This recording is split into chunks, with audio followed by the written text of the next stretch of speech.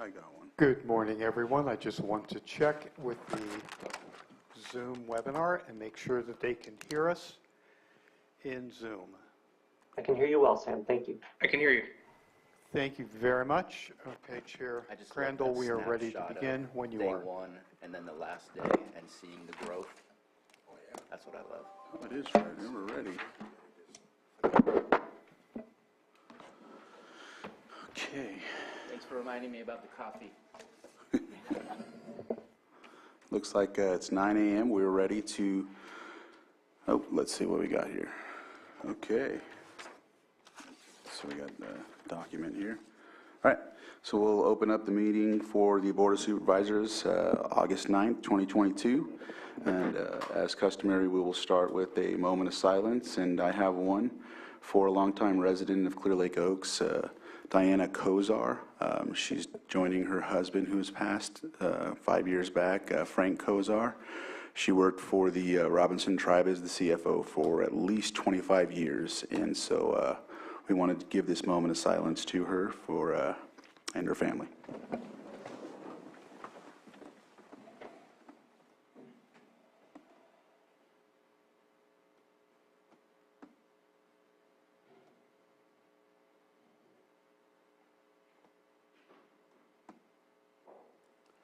Jessica, would you lead us in the pledge, please?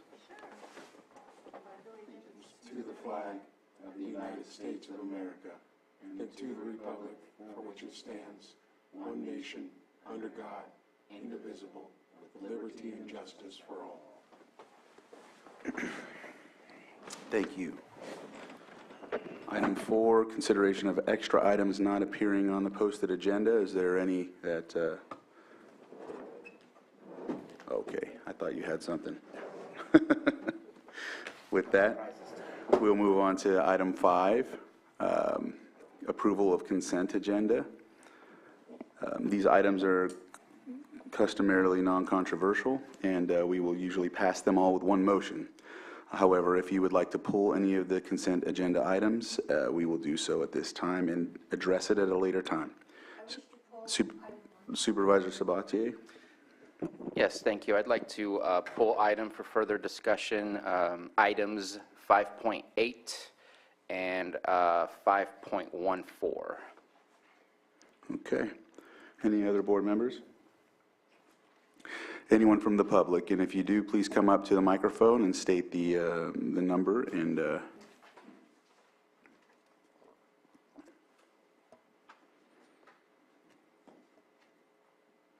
Joan Boss, I want to pull 5.1. 5.1. So it looks like we'll pull 5.1, 5.8, and 5.14. Bring it back to the board. Is there anyone else that would like to? I'm not seeing. Okay, and I don't see anybody on Zoom. Well, wait, I see a chat. No, we're good. So we'll bring it back to the board for action. Mr. Chair, I move to approve item 5.2 through 5.7, 5.9 through 5.13, and 5.15 through 5.20? Yeah, 5.20. Second. So I have a motion and a second. All in favor? Aye. Opposed? And motion carries. We'll address those a little later. With that, we'll go into our next, let's see where we're at, 9:03. Well, it looks like we might have to. Yeah, we do. So we'll pull up, we'll do 5.1. We'll start with 5.1. Joan, would you like to come up and talk about 5.1, why you would like to pull it? So if you can, okay.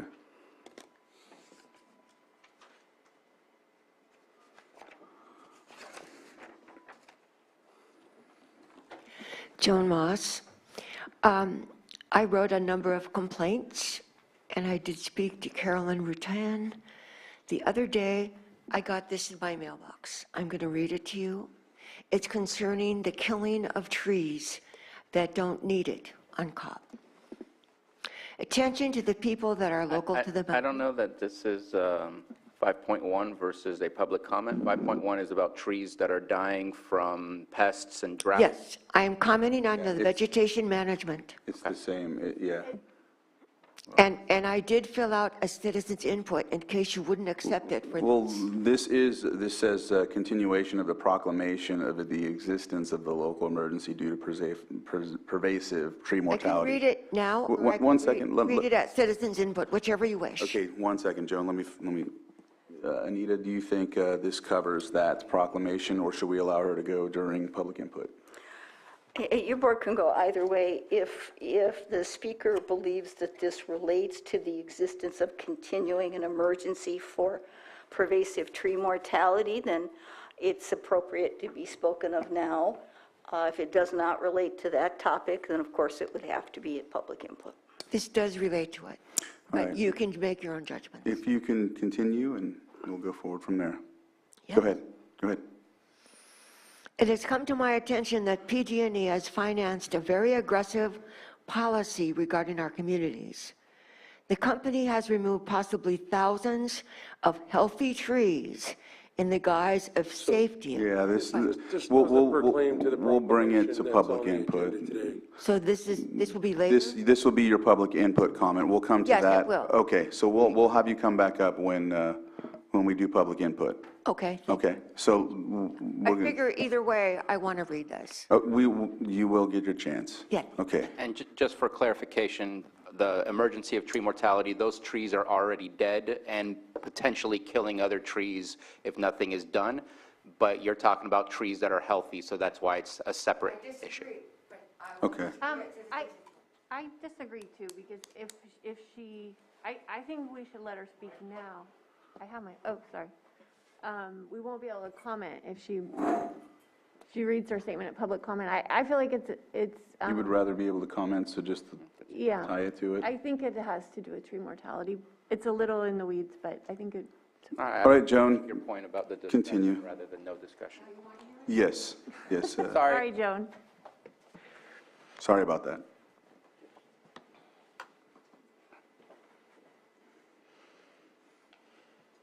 Healthy trees. However, many trees that have been removed do not fit the criteria of dead or dying trees. It seems that PG&E is being extreme with no regard to the health of the forest, and they are destroying the ambience of our neighborhoods. Indeed, the approach may make our fire situation worse because the trees provide moisture for the climate in their leaves, trunks, and limbs. The canopy provides shade. Without the tree's presence, the ground temperature rises and becomes drier and more flammable. This is what I have read. With large areas cleared, embers can be thrown farther. It would seem that there is nothing we can do or say to prevent the destruction of the nature that we would like to coexist with. But there is. Ask to see the permit, arborist of forester license. The gentleman that said he was an arborist the next day admitted he was not an arborist that I spoke with, and I complained about that. I heard from Carolyn Rutan about this. I did complain to other people. If they cannot provide it, then I would make an issue for refusal. Trees are property. If the tree is on your property, then it is yours. If you don't want it cut, just put a note on the tree. Do not cut and sign your name. Make sure that the tree is healthy before you save it from being cut down. Get a second opinion. I got a second opinion for free. Lake County Tree Service will give you a free tree inspection, and you can confirm the health of the tree. The number is 707-279-9501. You would be held liable if the tree falls on the power line, so be sure to check. Ask the company to trim the tree instead of cutting it down. They will want to cut it down because it seems they get paid more money. Talk to your neighbors and share your concerns. Write and call PG&E with your concerns.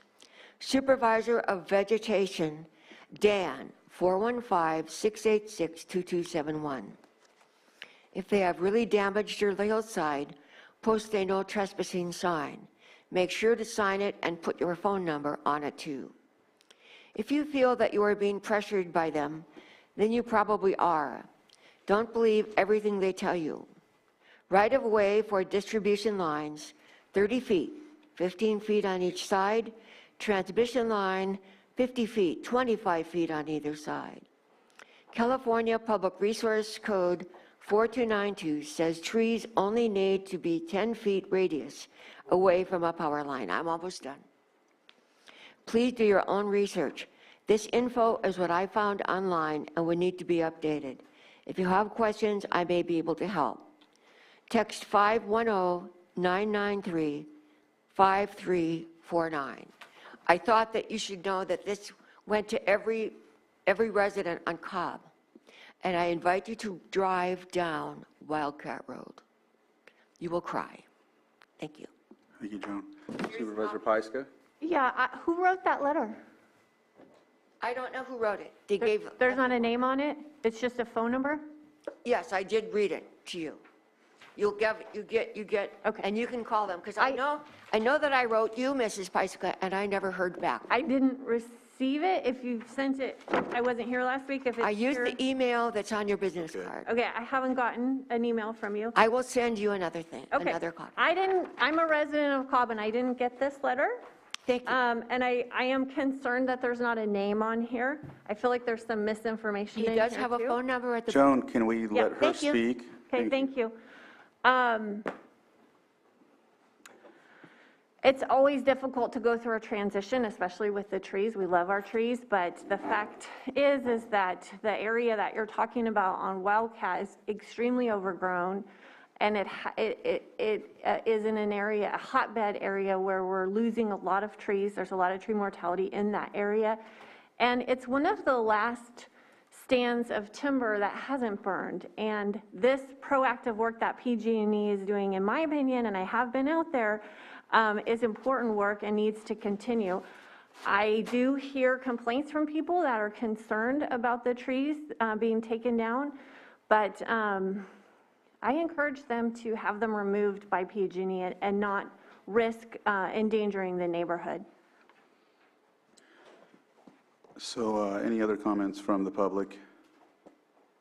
I don't see any in the chambers, and I don't see any online, so I'll bring it back to the board for action. And I see actually Just- Supervisor Sabatier has a comment. Yeah, just a quick question for Supervisor Pyska. This is more related to their first strike or whatever it is that PG&E for when trees are close to their power lines and they're worried that it's going to interfere and potentially spark and create a fire versus the tree mortality. Am I correct on that, or is it kind of a mix?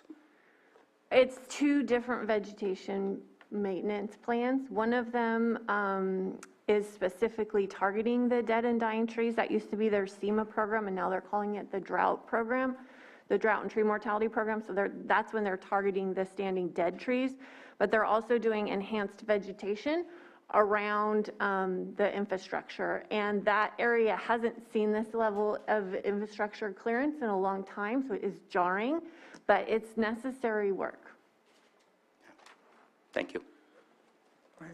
With that, I think we need action on this item, 5.1, to the continuation of the proclamation of the existence of a local emergency due to the pervasive tree mortality. Mr. Chair, I move that we approve the continuation of proclamation of the existence of a local tree emergency due to pervasive tree mortality. Second. So I have a motion and a second. All in favor? Aye. Opposed? And motion carries. So move on to our timed items. 9:05, looks like Lake County Animal Care and Control Pet of the Week. I'm not sure. I don't see anyone here, so we'll pull that we'll conduct that at a different time and go on to public input, 9:06. They'll be here in about 10 minutes. Okay, we'll do it then, yeah. And so I know that Joan's issue was already brought forward during 5.1, so what I'll do is we have public input from Roberta Lyons. And so public input, if you state your name for the record, and we'll start the 3 minutes when you do that, so.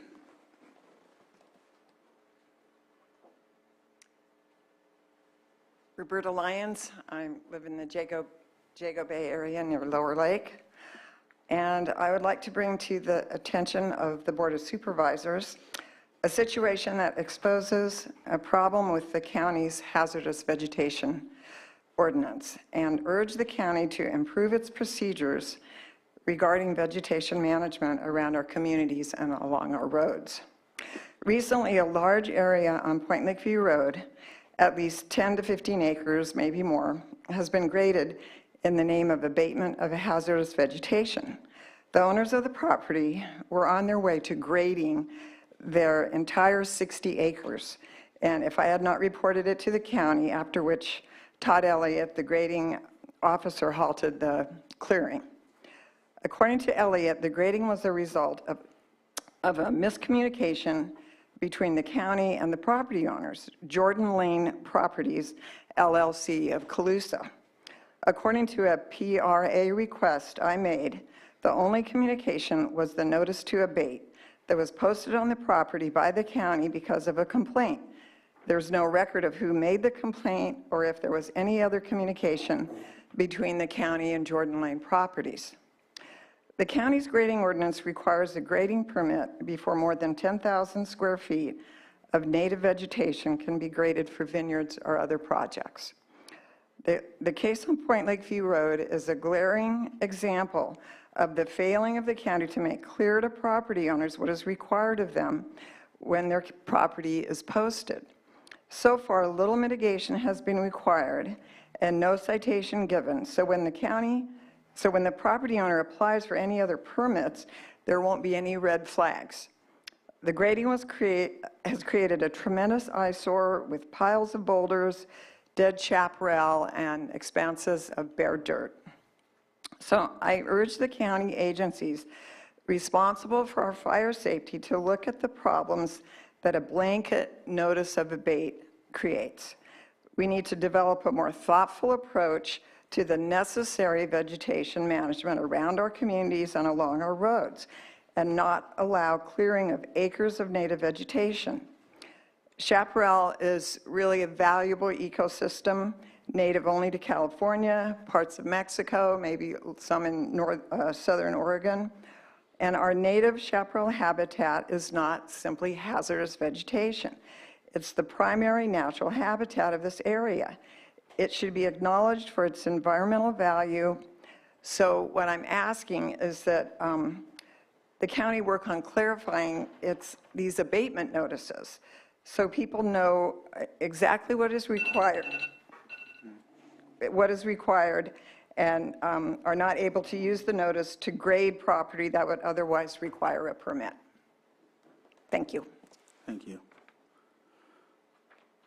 So I see that there's a hand up in Zoom. Donna Mikowitz, if you can unmute and state your name for the record, and we'll start your 3 minutes.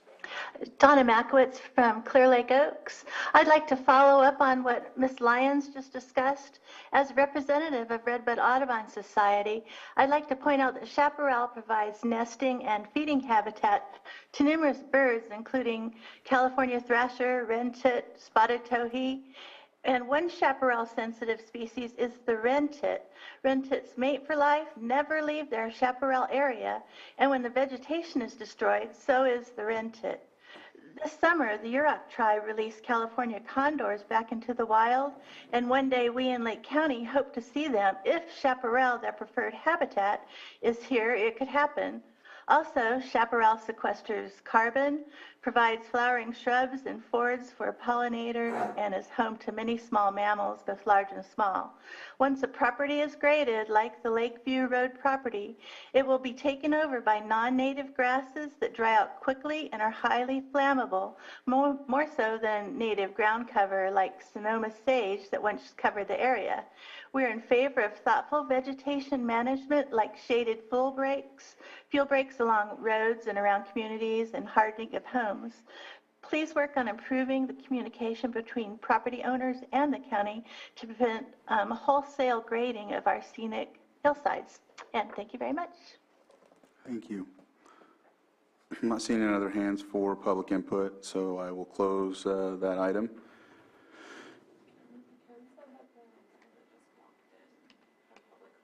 Okay, well then I won't close it. Sir, do you have public comment that you would like to? Yes.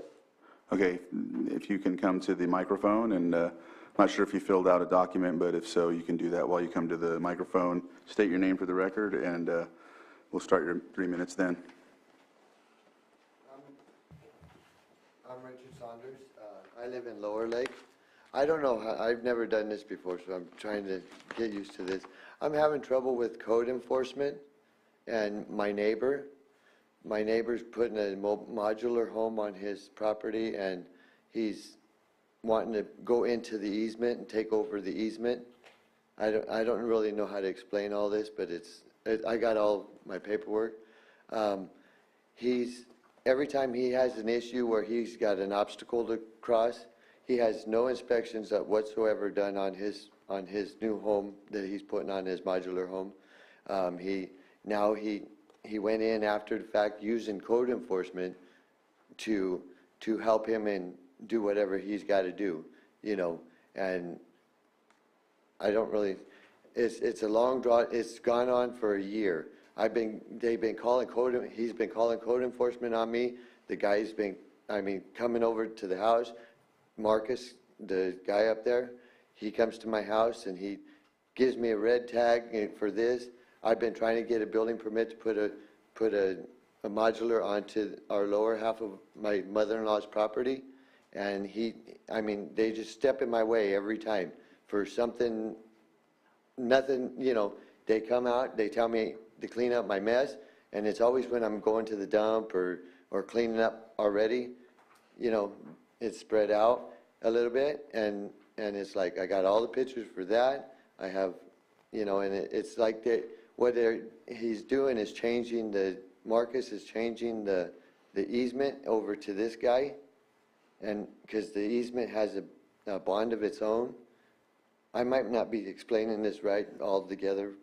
I do apologize. It's just a bunch of harassment. The sheriff's department comes out and agrees. Like last week, they turned around and told me he had a court order signed by the judge saying they could rip down my fence, and the sheriff's office always tries to get involved, and I say it's a civil matter, and they still continue, and they want to. It's a long, drawn-out process. If I could get a meeting with somebody to go over this and show proof of everything, because it's just too much to explain right here. You know what I'm saying? It's just ongoing. Like last night, this is why I'm late. I've been was up till 2 o'clock this morning with the neighbors coming over. They don't even live there, and I live back in a. I don't know if you know the area off of Kugelman, and it's like the street ends at my house, and there's no neighbors.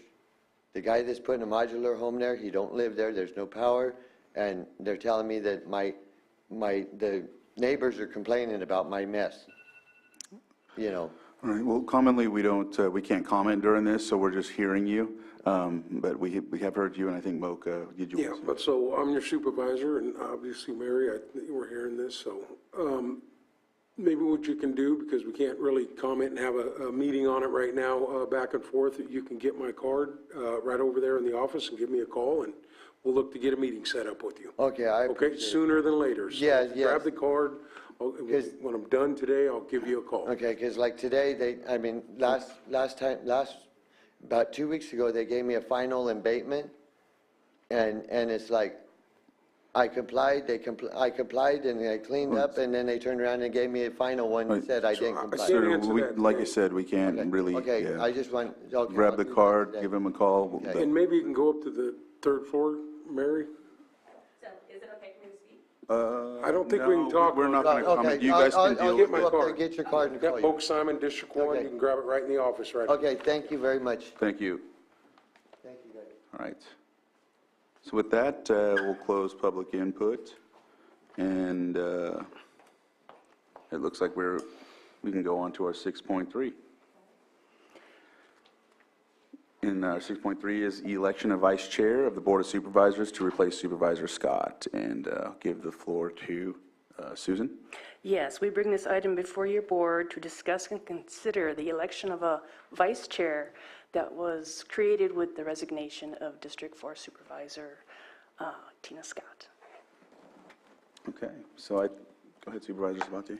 I think that based on the way that our traditional process is, that I would nominate, if the nomination was approved by Supervisor Pyska to be the vice chair. Ms. Grant, did you? I just wanted to make sure that it's the chair who's actually conducting the election. Oh. That's the process here. That's why. Oh, Sorry to interrupt, but that's the, I didn't understand that. and you can certainly call for nominations from the Okay. members of the board. all right. So I will go ahead and call for nominations for members of the board, and Supervisor Sabatier, I think you made one, so. I'll second that. what- Jessica, are you, yes? So we'll have to open it up to the public briefly. Is there anyone from the public that would like to comment on this item on the agenda about the nomination and the election? I have a vice chair. I don't see any on Zoom, so I'll bring it back to the board. Supervisor Sabatier? I do have a question that is related. I guess it's not related to this, but I'm thinking planning commission-wise, do we continue with the planning commissioner that was appointed by the previous, until there's a new appointed supervisor? I'm just kind of curious how that part works, but I don't know how to connect it to this, so I guess I'll ask you afterwards. So your motion still stands as to? No, nothing changes. It was just trying to figure out how everything functions with the change that we have. All right. So with that, I know we have a motion and a second, and so call for the vote. All in favor? Aye. Do we do public comment? Yeah. Oh, okay, sorry. That was very quick. Wasn't any. Opposed? All right, So mine motion. was an aye. I was asking a question. Aye. Okay, so I have a 4-0. All right, motion carries. Welcome aboard, Vice Chair Thanks. Pyska. Do you want your plaque? Congratulations. Pass the plaque. So we got, next item on the agenda is 6.4, and that is the consideration of update of 2022 committee assignments for members of the Board of Supervisors due to the resignation of Supervisor Tina Scott. And so, Susan, if you'd like to start out. Yes, we provided your board with a list of those committees which she served on. I do know that she had requested from different board members to cover in her absence during her resignation. I didn't know if you wish to go line item by line item, or have you had any discussion? I know you haven't had discussions about this yet, but any consideration of which committees you wish to serve on? And so I know that there's usually customarily an alternate, but again, if there is another supervisor that, I mean, this is how I feel, would like to fill in as the alternate in case someone can't make one and there's no representation. Some of these committees do, you want to make sure you have someone there too. So if that's the case, I think we would be willing to discuss that as well. But otherwise, I'm familiar with what and if I'm an alternate on some of the situations or committees for Supervisor Scott. So is there any other comment or? Supervisor Sabatier? There's 3 of them that I'm very interested in moving from either alternate into the main position or requesting to be in the main position. And those are the Continuum of Care, Hope Rising, and First 5. I am the alternate currently for First 5 and went to the last meeting as a voting member, but looking to see if that can be changed, if that is approved by the rest of the board.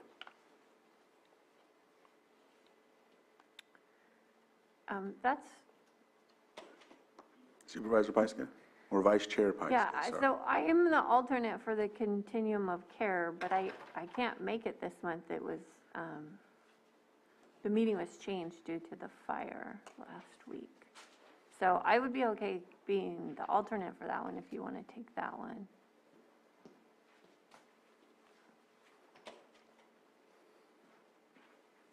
And then First 5, you're already on there, Supervisor Sabatier? And then the other one was what? I'm Hope sorry. Rising. Hope Rising, okay. And then,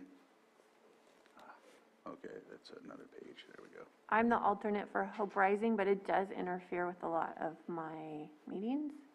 Yeah. You know, that's the real challenge when we put this together is adding, we're all set in different areas, so it doesn't interfere with the other meetings. So I don't know what we're, if if we're going to be able to accomplish what this agenda item's for, because missing that board member, Would, I was hoping it'd be a little easier if it was went through and said, hey, you guys got meetings on, because I don't know all the meeting dates and the times and when these things are happening. Do you guys have it all down? I just know the ones that You I guys know more? Yeah. see? yeah. Supervisor Pyska. And we don't know how long, so would these be temporary assignments? And then when we get the fifth member back, is it, they're just going to revert back to that? Are we going to have this discussion again in a month or two, or, I think that's, but I'll let So Ms. it's Grant. temporary. Ms. Grant, if you have some. I was just going to say that Supervisor Simon's points are well taken. Without a calendar of meeting times, it's hard for your board to juggle these. You do have alternates selected for this very purpose. If you know that there are certain alternates now on meetings, such as Supervisor Pyska was talking about conflicts, that you could address that today, and you might want to wait until you have a calendar. Also, you do have to consider, Supervisor Pyska suggested, whether this is temporary, because if an appointment is made, then you could, if your board wished to, have all of those assignments transferred that were previously those of former Supervisor Scott to the new representative for District 4. So I think, just hearing that, Ms. Grant, I think for me, like, the suggestions that were already made, I think I'm fine with those. And when the appointment takes place, I would like to see the calendar with everything, and if we can address even at that point, whether it takes, I'll just for example, let's say hypothetically it's in December. Well, we know that in January we do this all over again anyhow, so then, or, if it takes longer than that, we'll address it then. But if it's sooner, I think we can come together and determine from that point. Do you all feel the same on that, or would you like to see a calendar and then have this discussion again, Supervisor Simon? Yeah, I guess we can try and figure it out today, but I know if we do this on the fly, and if we studied more, but, there's a bunch of boards, LAFCO, she's, we're already members on that. Area Planning Council, Abandoned Vehicle Abatement. I know she was an alternate on those, but, we're already going to those ones. Supervisor Sabatier? If I may, I think that maybe finding a place where there is no name, such as the Juvenile Justice Coordinating Council, ensuring that there is a name there, and if there's already an alternate or already a name, and there's no one asking to replace Supervisor Scott's name on there as the appointment, no longer Supervisor Scott, but Tina Scott's name on there, that I think it's just our job always to be at those meetings, and if we're the alternate and the primary doesn't make it, that we need to try our best to be at those meetings, and I believe that that's what we do. I see. So I think that if there's a name, there's only one name and there's nobody there, such as the Juvenile Justice Council, that I think we have to do something about that. I'm not quite sure what to do for the Scotts Valley Community Advisory Council. What I've been doing is I conducted the Zooms. I mean, if they want to request me to make, since I'm the chair as well, I can, it's a Monday. Theirs is a Monday. I usually don't have any other conflicting advisory board meetings or, max. But that one would just be the fourth that I, deal with for a while, but that's okay. But I do remember Tina stating that she wanted to stay on that. I don't know, though, when in the realm of a supervisor representative, and I meant the Juvenile Justice Coordinating Council. She mentioned that at one of the meetings we had, she wanted to stay on that, but I don't know how that works when it comes to, this is a supervisorial position, so we would still need to fill it on our end. And I don't know how that's possible because they meet at noon. Yeah. So I just don't see that even. But we have had, right, we had a non-board Yeah, member Roby. serve on PEG on an assignment for many years. So I think precedent has been set. If a board member wants to, or if this board decides to appoint somebody to a committee, that's already been settled in my mind, unless I could say, unless I'm told differently, because we had a board member, right, a former board member, Ed Roby, serve on the PEG committee for many years. Ms. Grant, sorry. Absent a requirement set either by your board or by statute that it has to be a board member, I don't see an issue with your board designating as you did with the PEG station. Okay. And so would we make that recommendation today and then research it and come back, or with that specific position, of course? Yeah, the Juvenile Justice Commission is established by state law, so as I sit here, I don't know what the membership requirements are, but that certainly could come back next week for your board's consideration. But absent a state requirement that said it has to be a member of your board can designate whomever you like. Okay. Vice Chair Pyska, you have your pen up. Yes, so I think we ask her if her schedule will allow and do that research and see if that will work. The Ag Advisory Committee, we put that together for, well, it was my suggestion that it be District 4 and District 5, since those are the largest ag areas. And we only meet once or twice a year, so I would be okay with that one just coasting until January, or until we have that filled.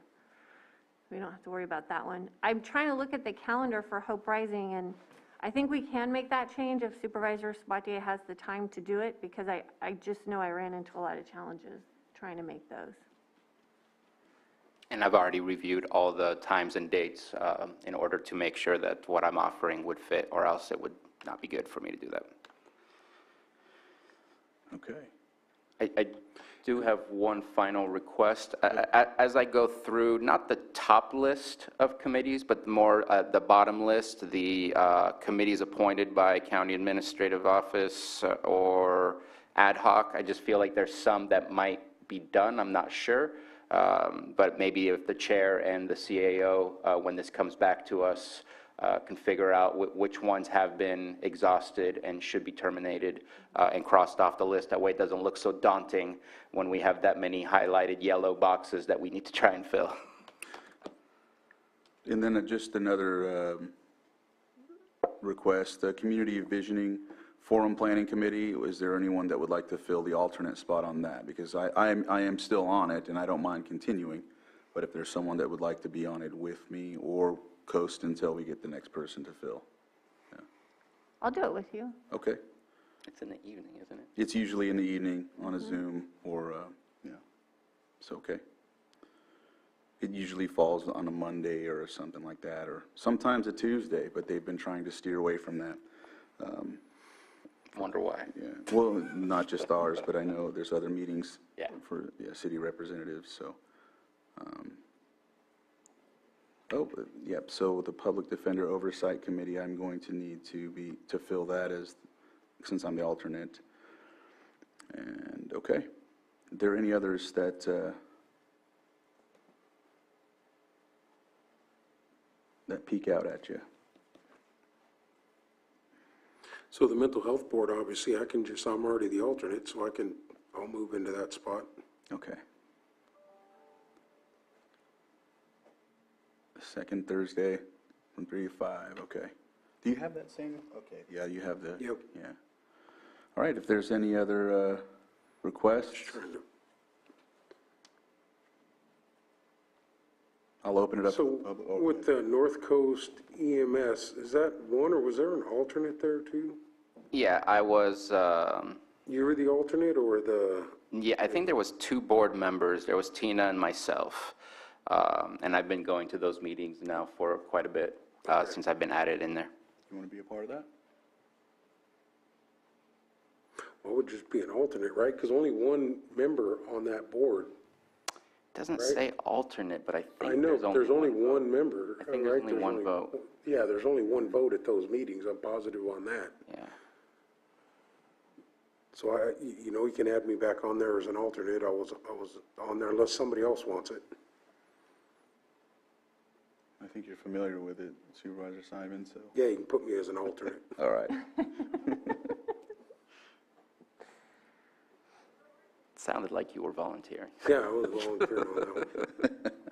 All right, if there's not any, other comments, I'll open it up to the public. Anybody in the chambers? I'm not seeing anyone, and then I have no hands up in Zoom. So then I'll bring it back to the board for action, and understanding that for juvenile justice, we will come up and talk about that probably next week or so.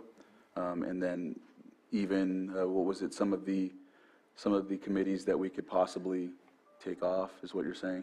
Yeah. Okay.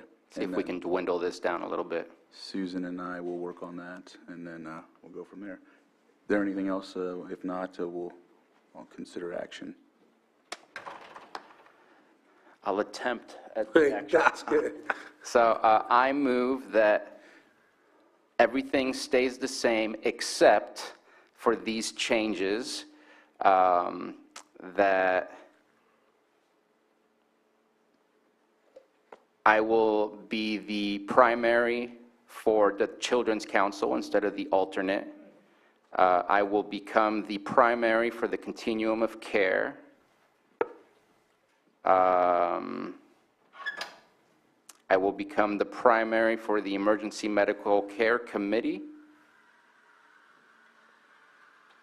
I will become the primary, I guess, for Financial Audit Committee, since we need to have somebody that's a primary. For the First Five Commission, Hope Rising. Supervisor Simon will become the primary for Mental Health Advisory Board. Supervisor Simon will become the alternate for North Coast Emergency Medical Services.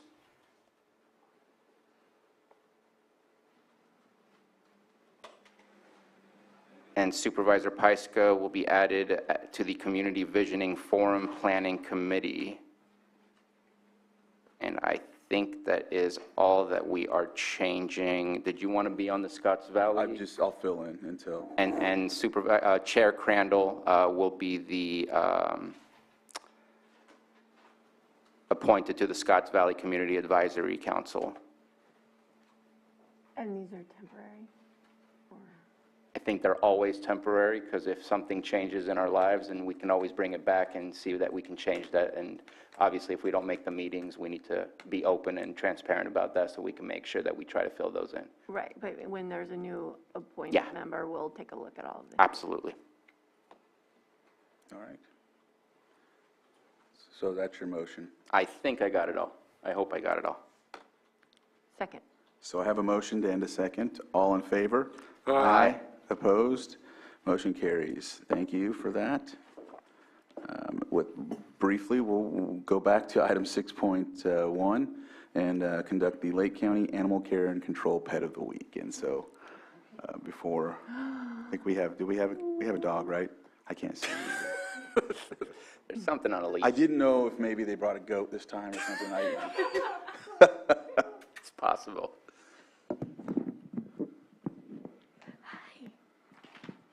Hello, my name is Mary Paschke. I'm working with Lake County Animal Care and Control. We're up at 4949 Hellbush Drive, behind the county jail. Today I have with me this beautiful dog here. She is a treeing walker coonhound.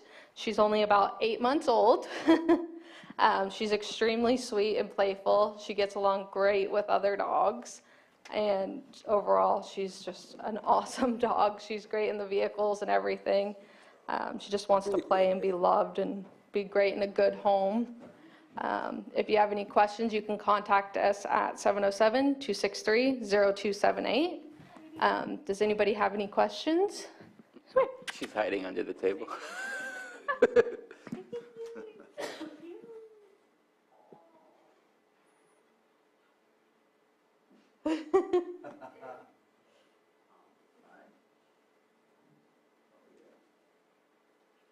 See, I don't mind that, so people don't do that, but I don't mind. That looks like my dog. Thank you, guys. Thank you. Thank you. Oh, no, come here. Come on, Sweetie. Come on. Yeah. Let's go. I got some love in here. Okay, well, we're right at 9:44, so we need one more minute. We can move on to the 6.5. Mr. Chair, I think that we should be able to take care of 5.14 pretty Knock it out quickly. then. So 5.14, sitting as the Lake County Watershed Protection District, adopt resolution authorizing the Lake County Watershed Protection District to sign and enter into Amendment 1 of agreement with Civic Well for independent contractor services through the AmeriCorps Civic Spark Fellowship in the amount of $29,000 for one Civic Spark Fellow to develop an aquatic invasive species outreach assessment and improvement plan. And Supervisor Sabatier, I know you pulled it, so I'll let you go ahead and. Thank you very much. So we approved of an agreement last year in August for also $29,000, and we're kind of enhancing our policy on the purchasing ordinance. And here this is above $25,000, and my question is, do we need to waive the bidding? Most likely this possibly fits within the unique services and goods, but I don't see any comment or any part of RFP or bids or a waiving of the bids, and so that was the question that I had. And I know that I've spoken with CAO Parker and County Counsel, Ms. Grant as well, and just wondering if they can speak to that to see if that is a necessary thing for us to have to do. I fully support what this is. I just want to make sure that we're consistent in how we're going through that policy. I have asked Stephen Carter to join us since he did some initial review of this. There he is. Good. Sorry, I'm not panel yet. Good morning, board. Yes, since it is between 25 and 50,000 per the purchasing ordinance and policy, there should be some kind of waiving of the purchasing procedures. And from what I've seen, we've done this in the past and haven't used one, but without what Marina has to say about it, to me, it probably is it's a unique sole source vendor for this type of activity, especially with the Civic Spark. But yes, it does need to follow the purchasing procedures, in my opinion. So Marina, I see you're on. Hi, good morning, board. Thank you, Stephen, for that explanation. So I'm more than happy to bring this to the board next week with the formal, with outlining clearly the formal waiving of the formal bidding. I do recommend and do agree that this is, that the formal waiving of the formal bidding process is appropriate, just because if we did do the RFP process, Civic Well and the Civic Spark Fellowship would not submit a bid. This fellowship, this mentorship is not a contract or anything of that nature where it's competitive bidding. It's a mentorship program, as we shared previously, of bringing new ideas and bringing the guidance and the support that we need. So I am more than happy to bring an item next week if appropriate, or the following week to properly outline that in the actual agreement.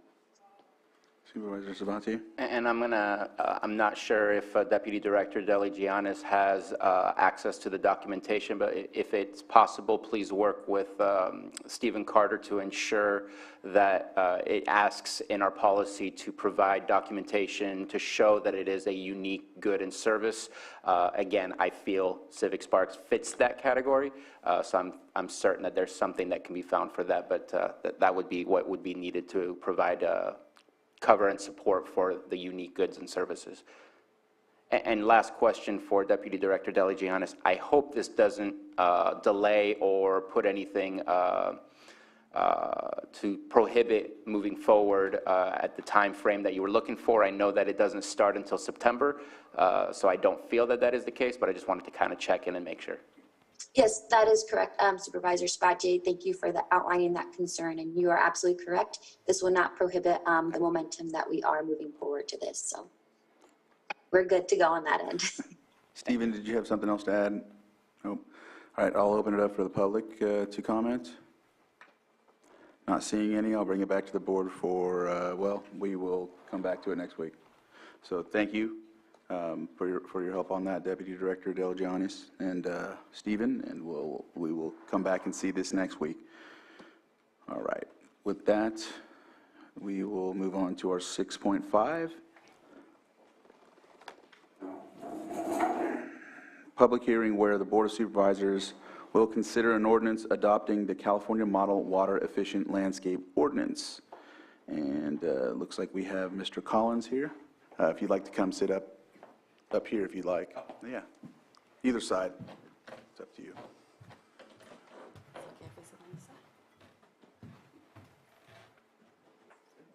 Well, that way you each have a microphone. There you go. I have some handouts too for you guys if you'd like them. Yeah.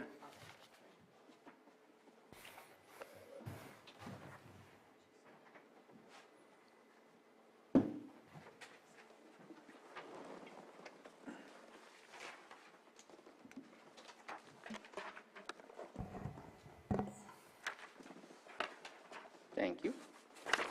Thank you.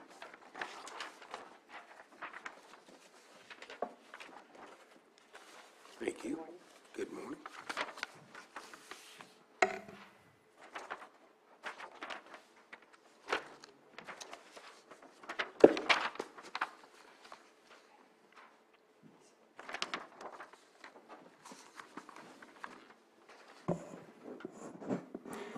Good morning, this is Director Darby. I'm just here to introduce Chief Building Official William Collins. He goes by Bill. He had me stuck there for a moment. And he did the work on the Muello ordinance, and he will present it to you today. All right. Hello. So the model water efficiency landscape ordinance, or also known as Muello, was put into place to reduce the use of water to landscape projects around the state. According to the State Water Resources Board, they're claiming that 50% of water directed to urban areas is used for irrigation for landscapes. Jurisdictions are required to adopt 49.2.6, and there's some letters. There's about 5 sections they're supposed to adopt of the state model efficiency landscape ordinance. The California Green Building Code sections 4.3 and 5.3 is adopted already by Lake County, require that we either enforce a local water ordinance or that we enforce the state of California's Department of Water Resources model efficient landscape ordinance, Muello.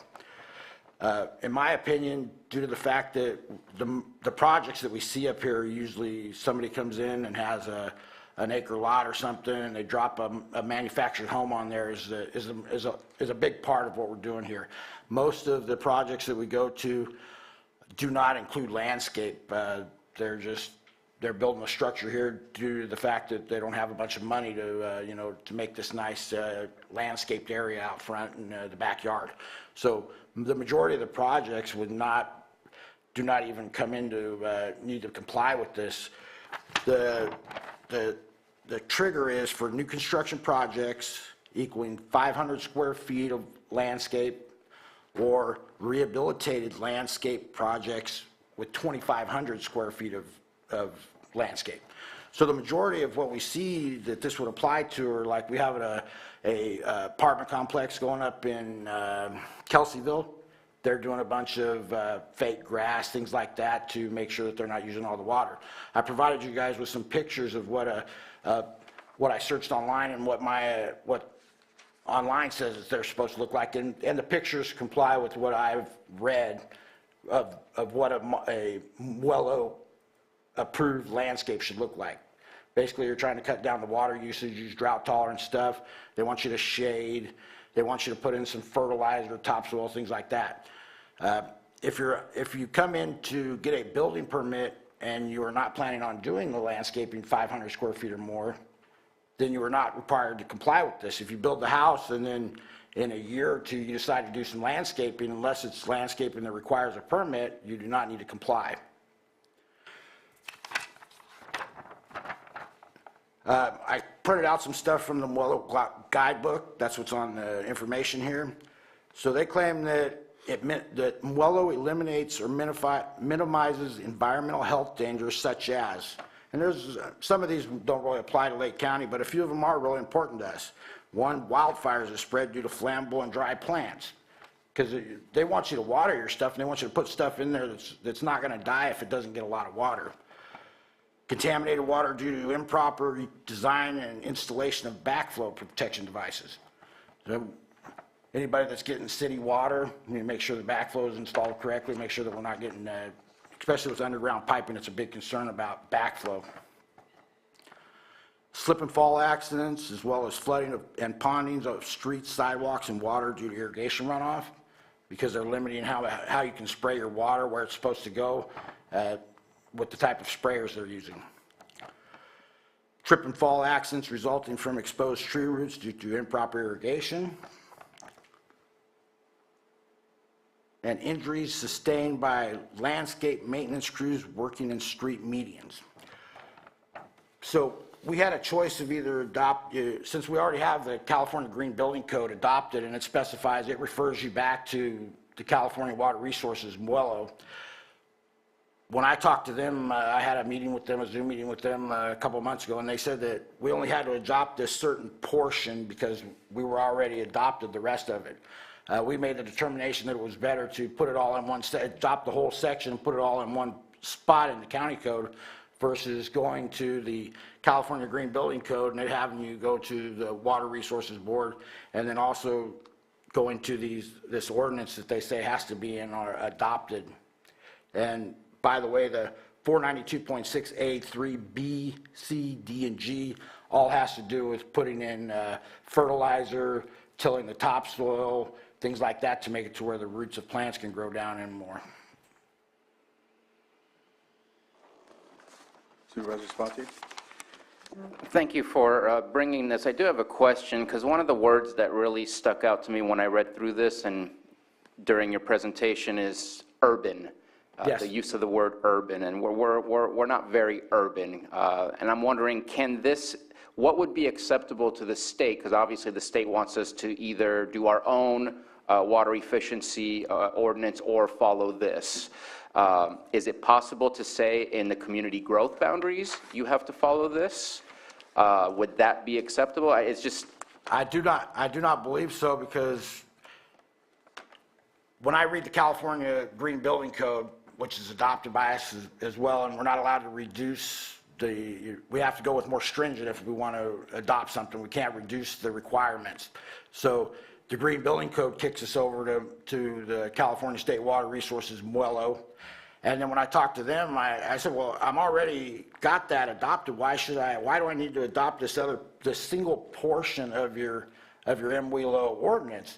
You know, why are you asking me to adopt just this one section when I already have it set up that my Green Building Code sends me over there? And they didn't have a very good answer there. I talked to 3 people, and they got their supervisor, and pretty much just said that we have to either adopt an ordinance that's more stringent than what they require, or we have to use theirs, and that we also have to adopt this section into our code. It didn't make sense to me why. Yeah, and 492.6 has got to do with the landscape design plan. And like I was saying, I don't think that we can reduce any of the requirements. I think that it specifically said that it has to be more stringent. We can adopt something that's more stringent, or we have to go to the state model water efficiency landscape ordinance. And there's no separation within MWELO, whether you're on well or special district water or anything like that? Doesn't have an acreage maximum or minimum or anything like that? Not that I have seen. I read through a bunch of stuff on it. I've been doing a lot of research on this to find out exactly what our requirements are here, because as my understanding, it is not being enforced before I got here. So when it come on my plate that we were supposed to get this adopted, I've been doing a lot of research trying to find out what we need to do. And like I was saying, what's going to happen, what my vision is that there are some checklists that you fill out at the counter, and if your property doesn't meet the 500 square feet, if you're not planning on putting 500 square feet, if you're putting a single-family dwelling or something, you're not planning on putting a 500 square feet of landscape in. If you're going to say, no, I don't have the money for that right now, then there is no requirement for you. You fill out the checklist that says that you're not doing it, and you don't have to submit a landscape plan. But as soon as you say that you're going to do 500 square feet or more of landscape in the checklist, then you're going to have to fill out and provide a landscape plan. Okay. And like I said, and it's only if when you read it, it talks about only if there's a design review, a building permit review, or a permit required. So if you build the home and then in a few years you want to put in your landscape, it is my interpretation that you don't have to comply with this because there's no plan review required, there's no design review for, we don't have any ordinance here that's requiring a design review for somebody's private property, a single-family dwelling's property on a quarter acre that they're going to put in some landscape at. As long as you don't trigger anything. Correct. Vice Chair Pyska. Yeah, I appreciate that we're moving towards compliance with this. I just came back from LA County, and the drought apparently doesn't exist there. Everything is very lush and green.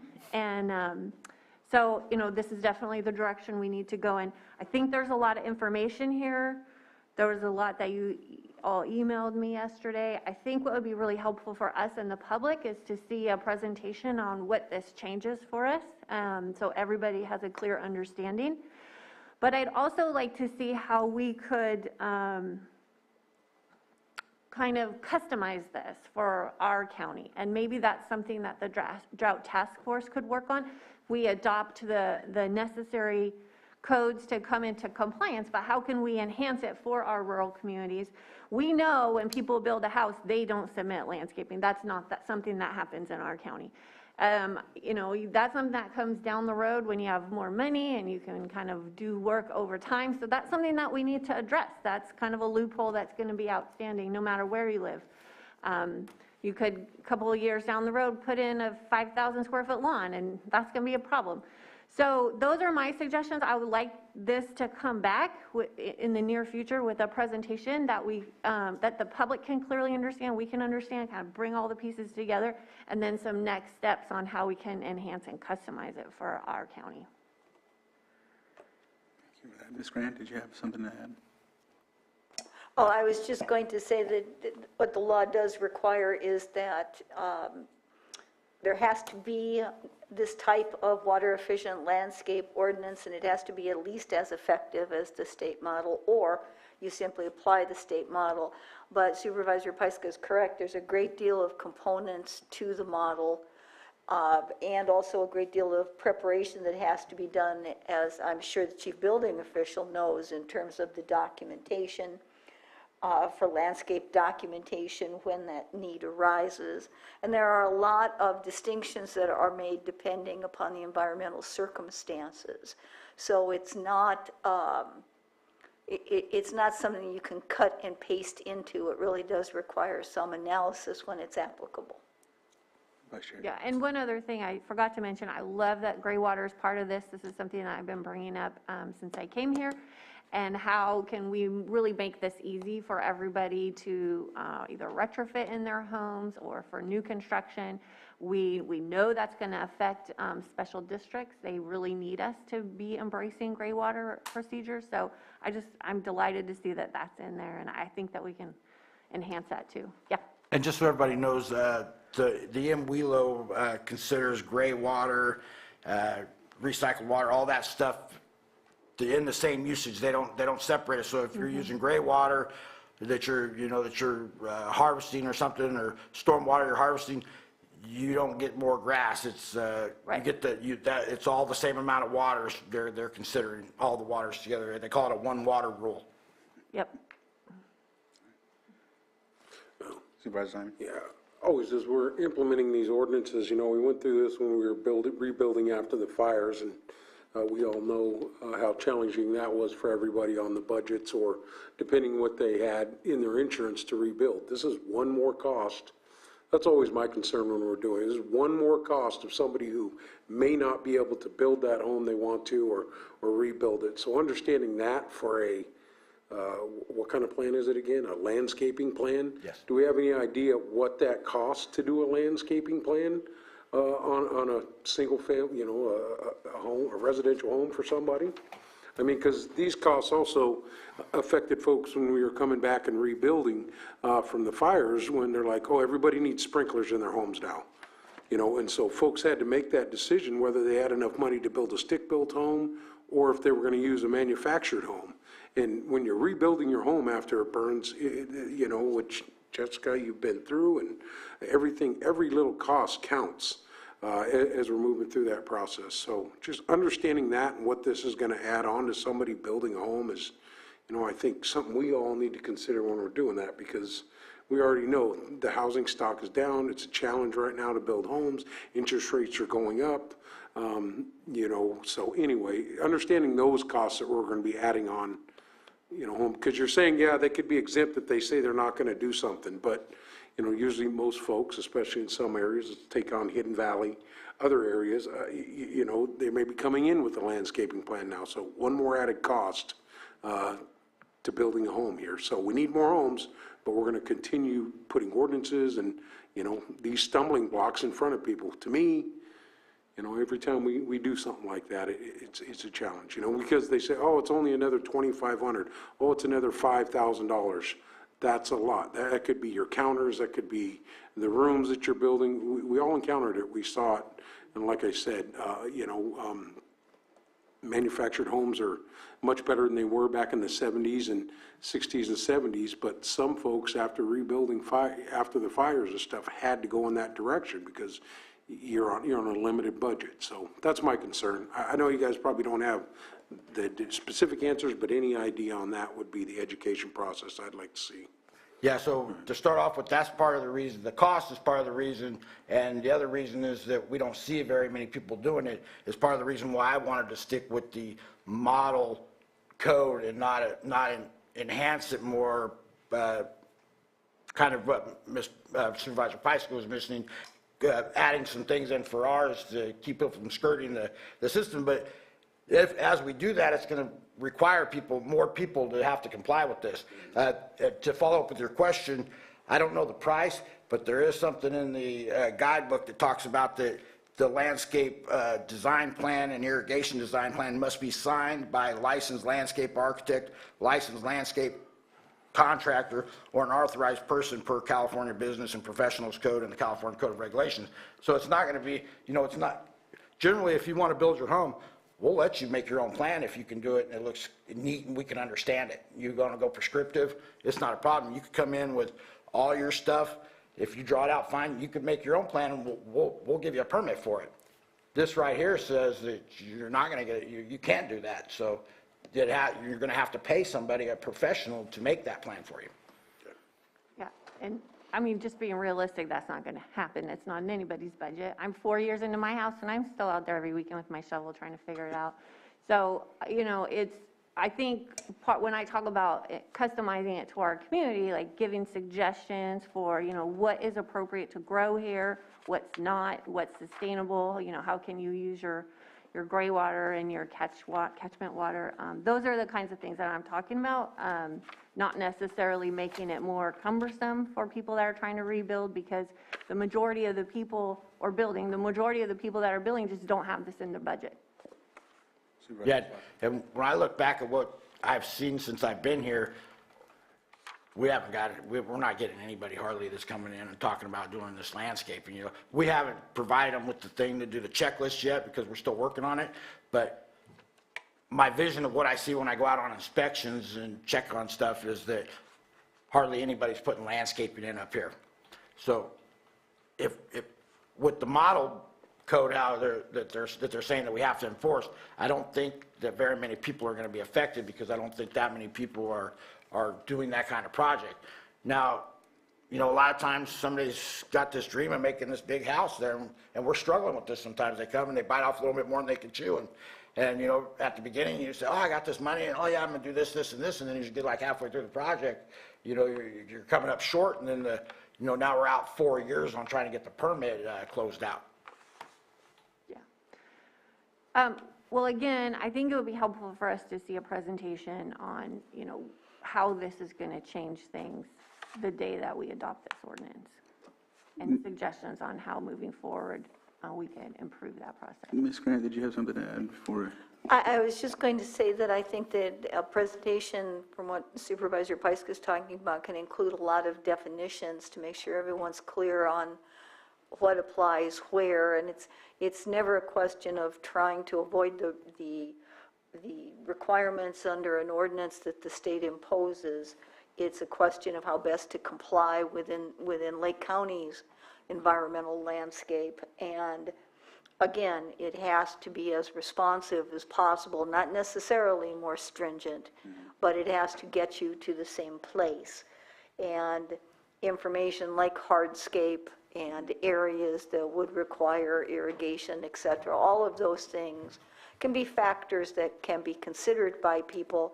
If they're planning it at the time they're considering construction, it may be easier for them than if they plan out, you know, a lush tropical garden and then realize, oh my heaven, that would cost more than that just cost me to build the house. So those are the kind of things that a presentation might include for your board. Yeah.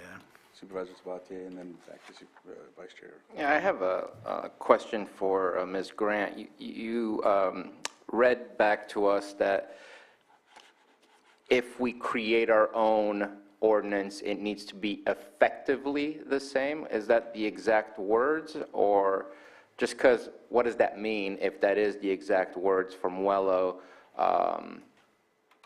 Because again, I can't help, I'm stuck, sorry if I'm stuck, but I'm stuck on the 50% of the water is used for urban irrigation. Well, okay, that's just not correct for us. I know where I live, there's not enough irrigation going on. I wish people had more landscaped yards, but we don't do that. So putting in rules and regulations that seem to go against what we're not abusing the system, unlike your experience that you just shared with us in your recent days.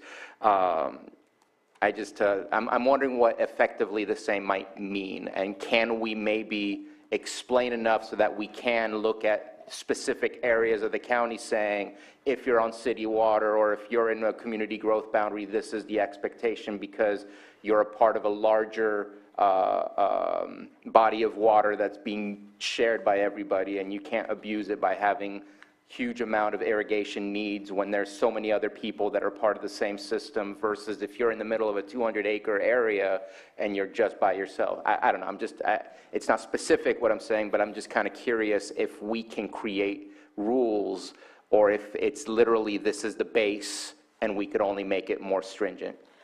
It has to be at least as effective as the model. Now, this is all codified in the California Code of Regulations, so I can read that from you to you in just a minute.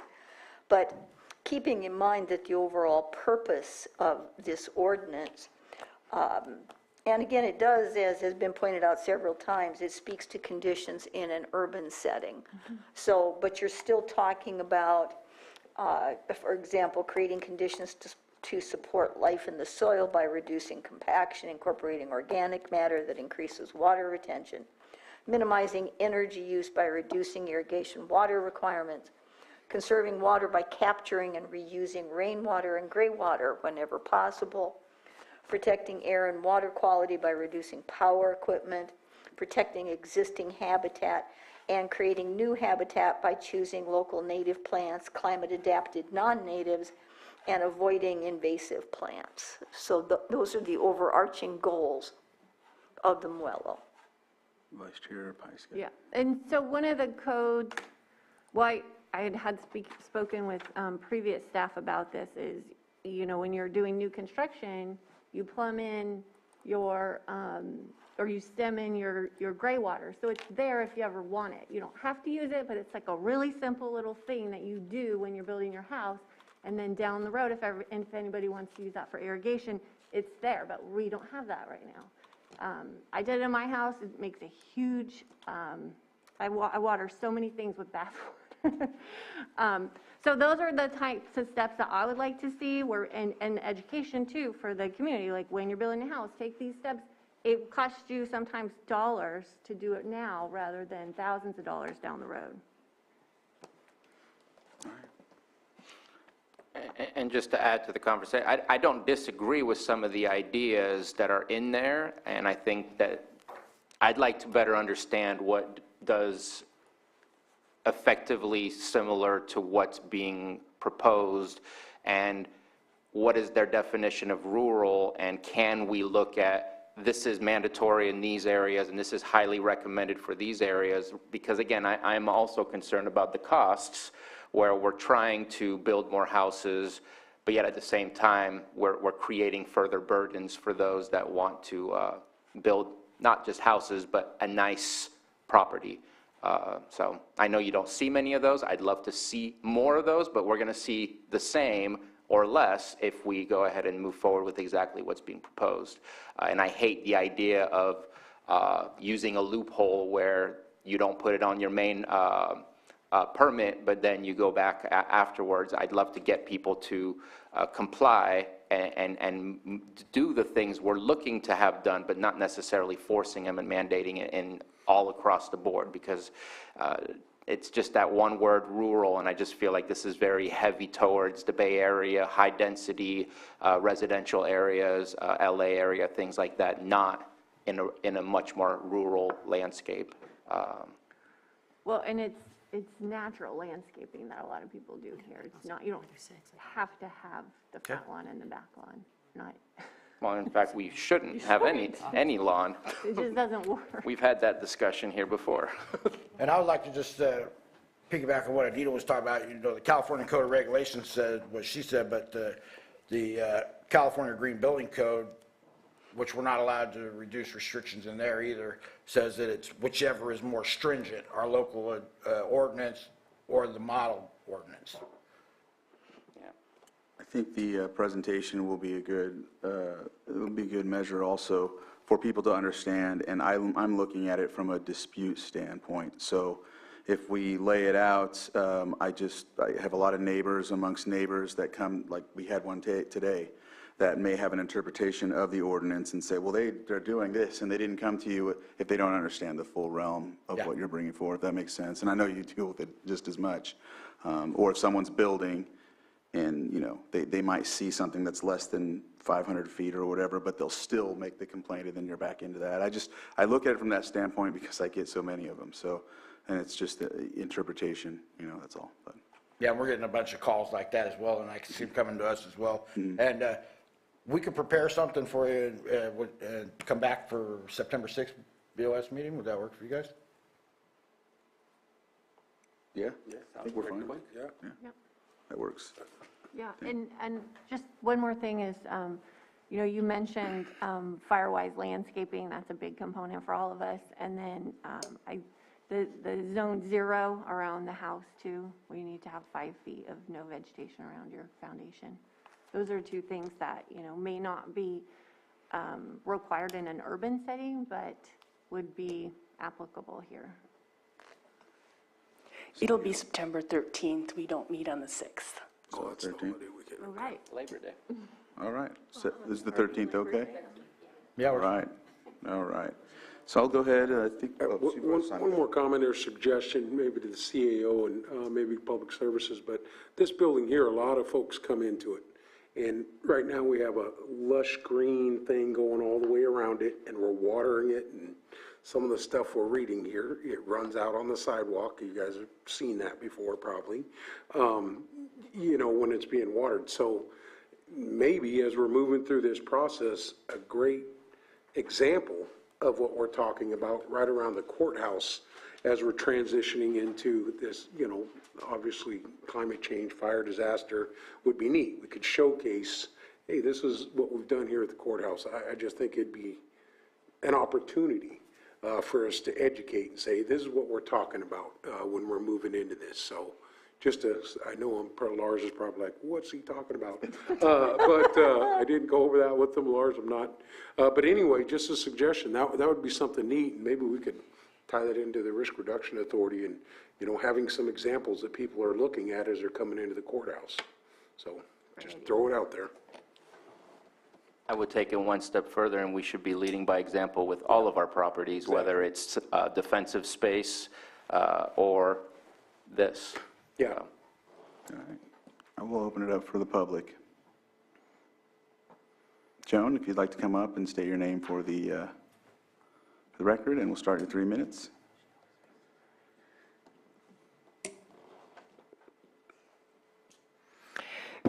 John Moss. Recently this year, I have represented the public in a committee that is trying to get a Big Valley Basin water update. And it's very difficult to work on a committee that is, Marina Della Giaris has done a really good job, but it's very difficult to comply with an ordinance that's local that will satisfy the Department of Water Resources. The rules on the committee are impossible. And do you have a committee put together to work out your ordinance? Not at this time. Okay, I just want to warn you that it is very difficult. Thank you. Thank you. Okay, did you have a comment? Yes, I just wanted to say that we would definitely will be working with the Department of Water Resources on this ordinance, and of course, including administration. Thank you. Todd, I see your hand up. Yes. Yeah, you're wondering why Behavioral Services is weighing in on this, but it really has nothing to do with that. I want to acknowledge what Moak said about, I'm sorry, Supervisor Simon said about leading by example. I'm almost 60 years old, lived through the mega drought of 1976 and 77, and appreciate this conversation. I also remember years ago, the Press Democrat in Santa Rosa, their building used to have this huge green lawn in front. And in response to water conservation, they stopped watering it and put up a sign that said, "Brown is beautiful." And so we have to learn to adapt to the climate in which we live. And I'm sorry, I couldn't resist. I had to weigh in on this conversation because we need to be water wise, especially with climate change. And so I appreciate this discussion. So thank you. Thank you, Director Metcalf. And then, so with that, I don't see any other hands up, so I'll bring it back to the board, close public input, and I see Supervisor Sabatier, you have your pen up? I just want to clarify a little bit of confusion that I got after the public comment that we received from Joan Moss. We have an ordinance to approve in front of us today, which basically says we're going to be following Muello. Okay, because I heard that you will be working with Water Resources. It's more of the implementation of the ordinance.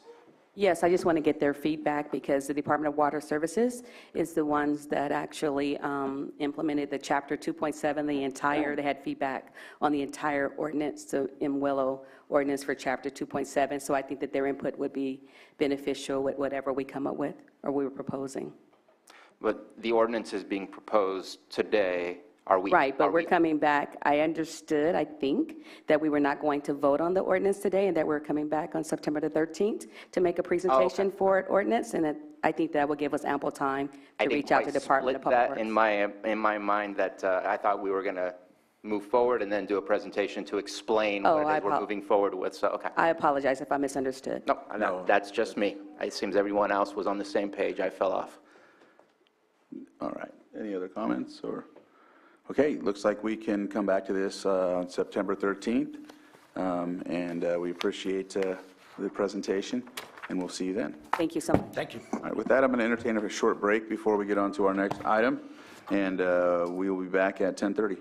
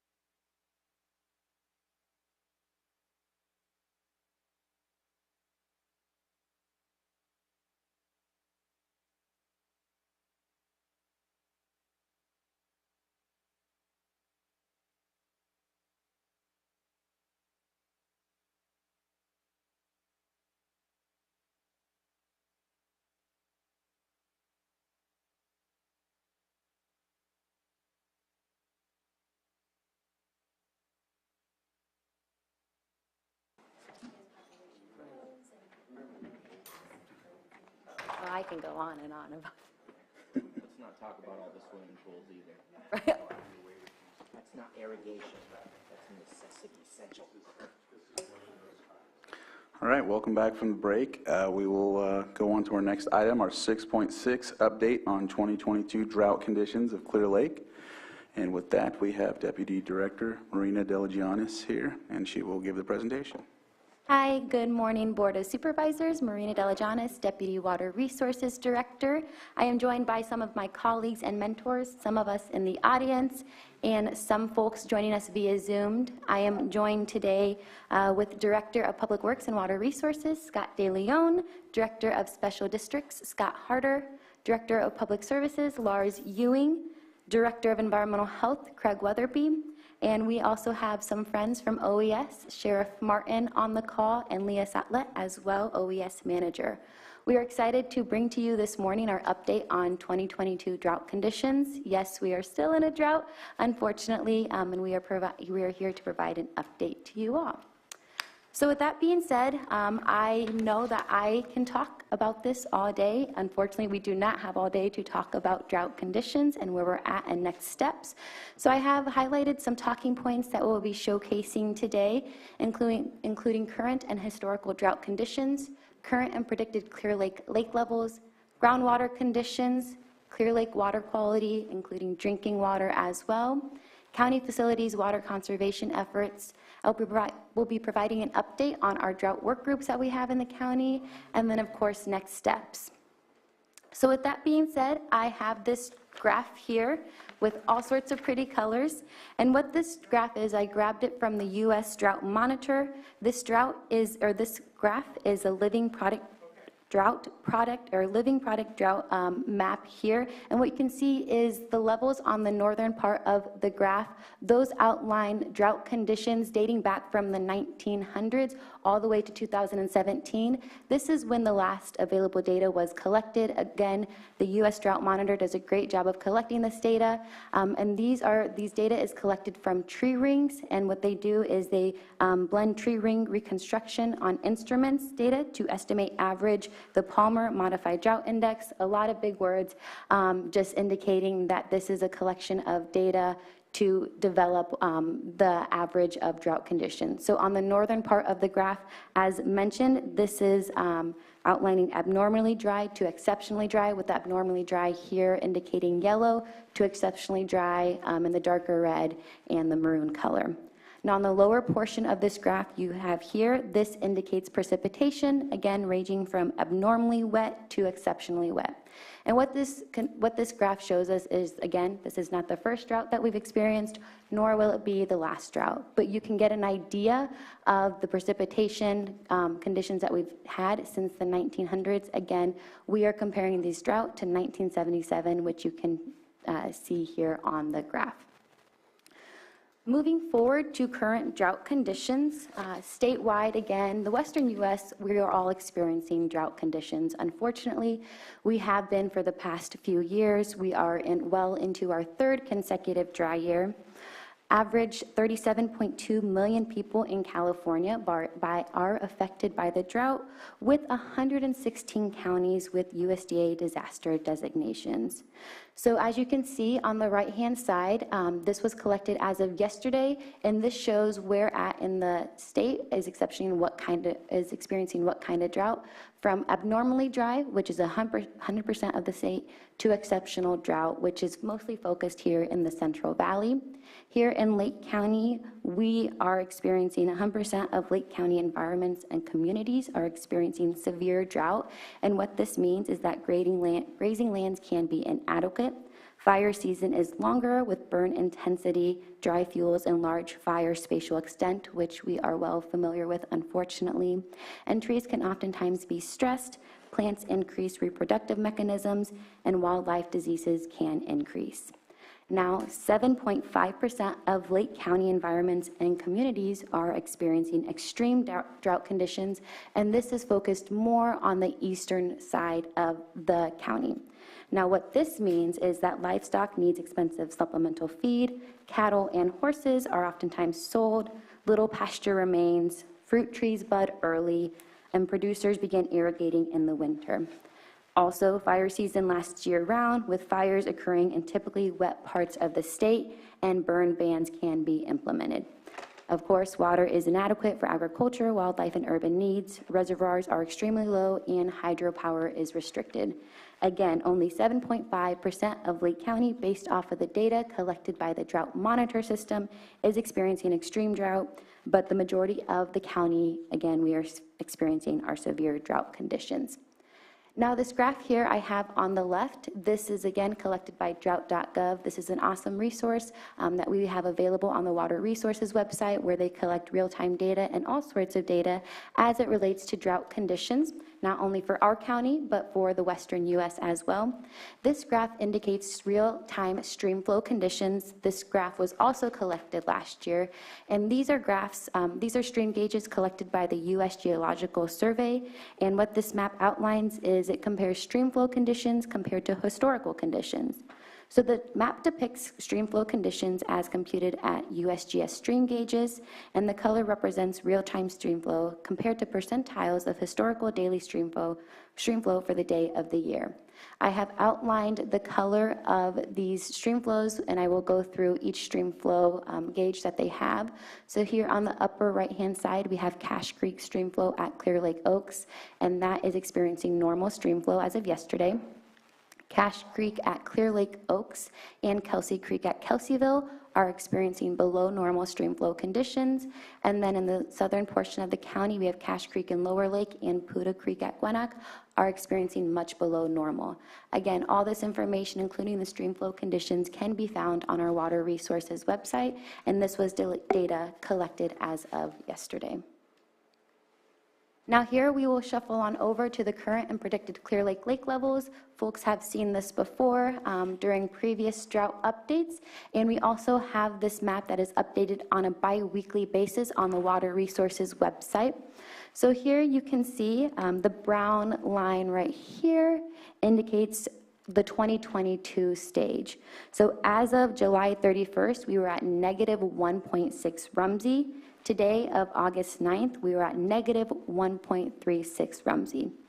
Last year on this day, we were at negative 1.6 Rumsey. And here we also have predicted lake levels. I don't want folks to get super hunkered down on the predictions. Again, these are just based off of our models. And then we have the comparisons from 1977 and then also 2014 drought years here. Which color? Yes. Was last year? So last year's stage 2021 is this yellow. Yep. And then we have 2014, which is the gray, and then 1977 is the blue dotted line. I just wanted to make sure, because from what I've been reading, we are lower this year than we were last year, but I heard you say negative 1.3, and last year we were at negative 1.6. Did I misunderstand? So just to confirm, July 31st, we were at negative 1.16. That was 1.6, gotcha. Yep. And then today we are at negative 1.36. Thank you. Yep. So as we know, these low lake levels impact our accessibility to the lake, as folks are well aware. And this is just an update of the current public boat ramps. I will let Director Ewing later in the presentation give an update of the boat ramps here. But here we have the public boat ramps that are open and the ones that are closed. Again, this resource is available on the Water Resources website. We have a new drought hub that we are working on. Right now, if you go to the Water Resources website, it's on the far right-hand side. It says under construction because we are working on it, but all this information will be on the website by the end of the week. So going back to this graph, right now the ramps that are closed is 3rd Street at Lakeport, Lakeside Park, Lucerne Harbor, Keeling Park, and Rodman Slough. Again, this graphic is one that folks have seen before, and these are based off of the depth at the end of the boat ramps, which we have done the on the boots ground measurements of measuring where the ramp ends and the measurement method that we conducted to get such measurement. I have a question on that, if you can go back. How can we have a ramp open if the depth at the end of the ramp is 0 feet? People just go further into the lake bed with their trailer, or? Sorry, should I keep my questions till the end? So Lars Ewing, Public Services Director, and I can talk to a lot of this.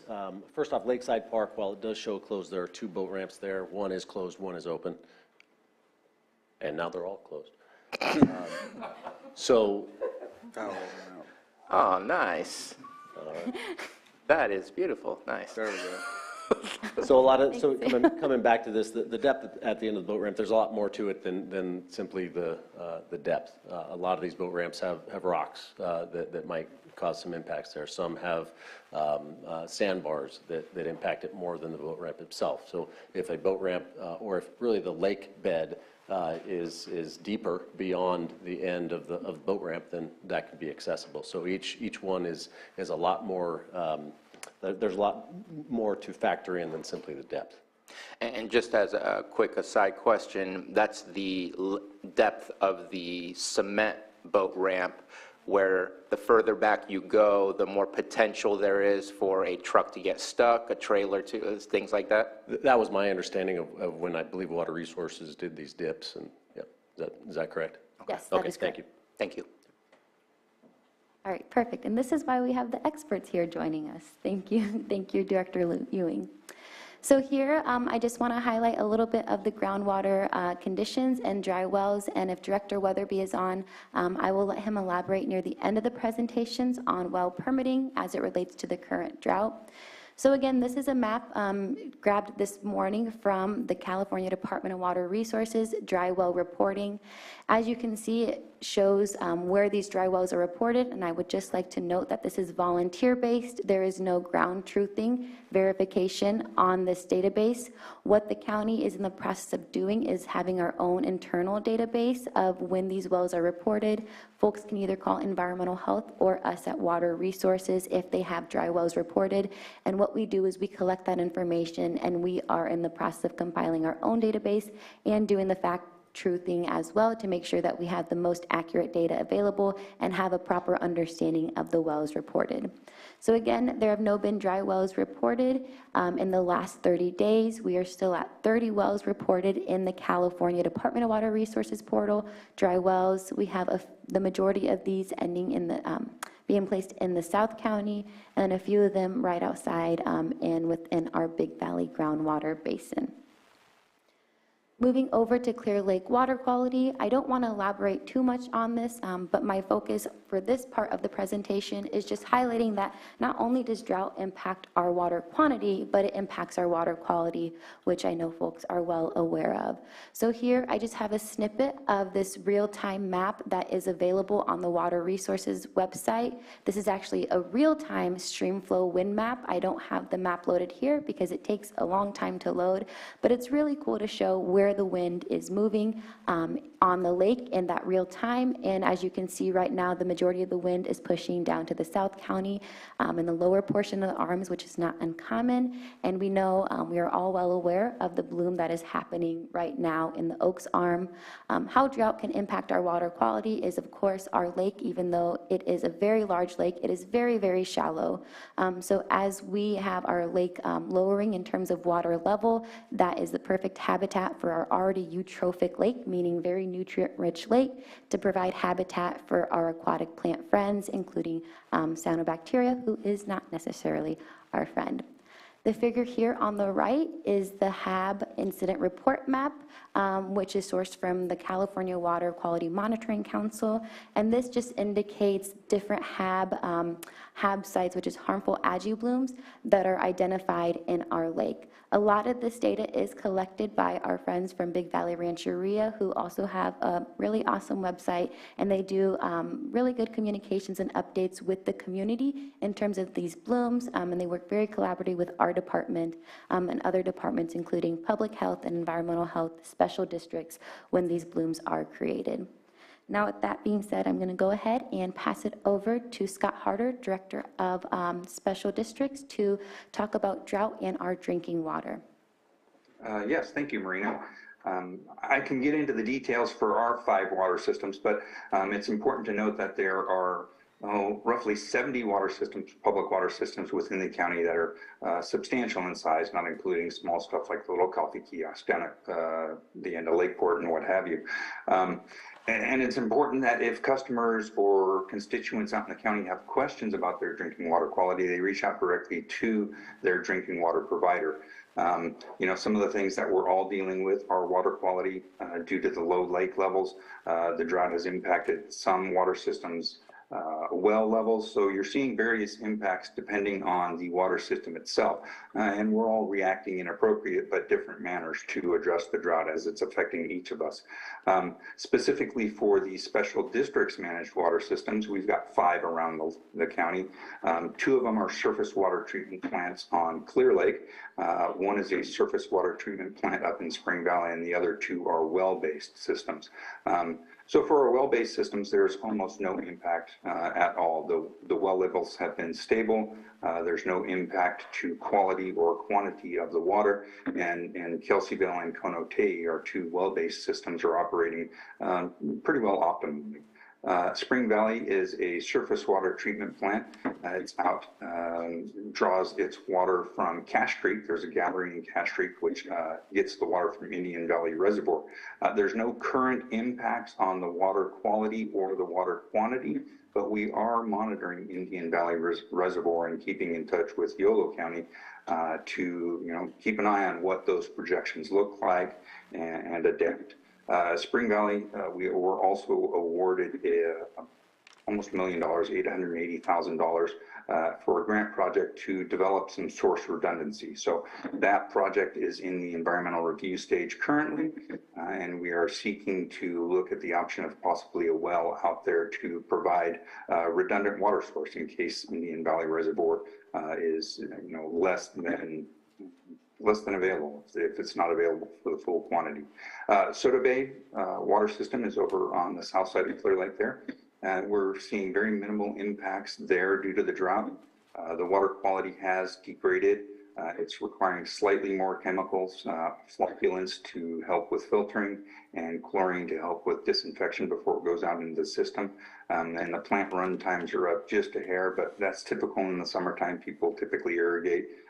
Even in spite of the drought, people typically irrigate through the summer. So we're seeing slightly increased demand out in Soda Bay and slightly increased chemical usage, but not too significant at all. North Lake Park, we are seeing significant impacts due to the drought.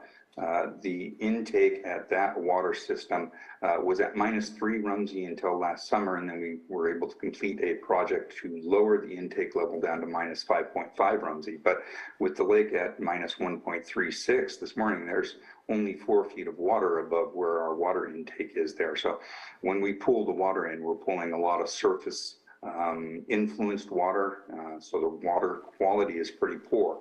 We're seeing significant increase in our chemicals, our flocculant and chlorine use to produce that drinking water, and we're seeing increased plant run times. At North Lakeport, we were also awarded a DWR grant, a drought relief grant for $1.5 million. It's a project that's 2-pronged. We're looking at potentially extending the lake intake so we can gather some additional depth over where that pulls in at, and explore the possibility of a well out there as well as a redundant water source. So that's kind of the status of where drinking water is on the lake. We do have a drinking water group. It's kind of an ad hoc group of some of the water systems that meet on a fairly regular basis to discuss, plans and methods to deal with the drought and what we're seeing, what we're experiencing, what's working, what's not working. So thank you. Thank you. And then we're going to move on over to county facilities and water use. And I'm going to bring up Director Ewing to elaborate. All right, well, thank you again. So we breezed through these slides a bit, and that's all there is. It's one slide, and I wanted to talk to each of these. First off, there's 2 images.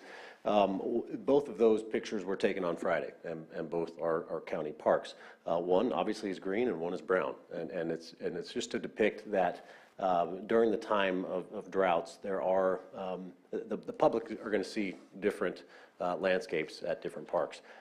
You heard Scott Harder talk about the different water districts around the county, and that these parks are all irrigated by either different water districts or pulling water from the lake. So each one is uniquely different, and each district has different triggers where irrigation may be, need to be reduced and different levels.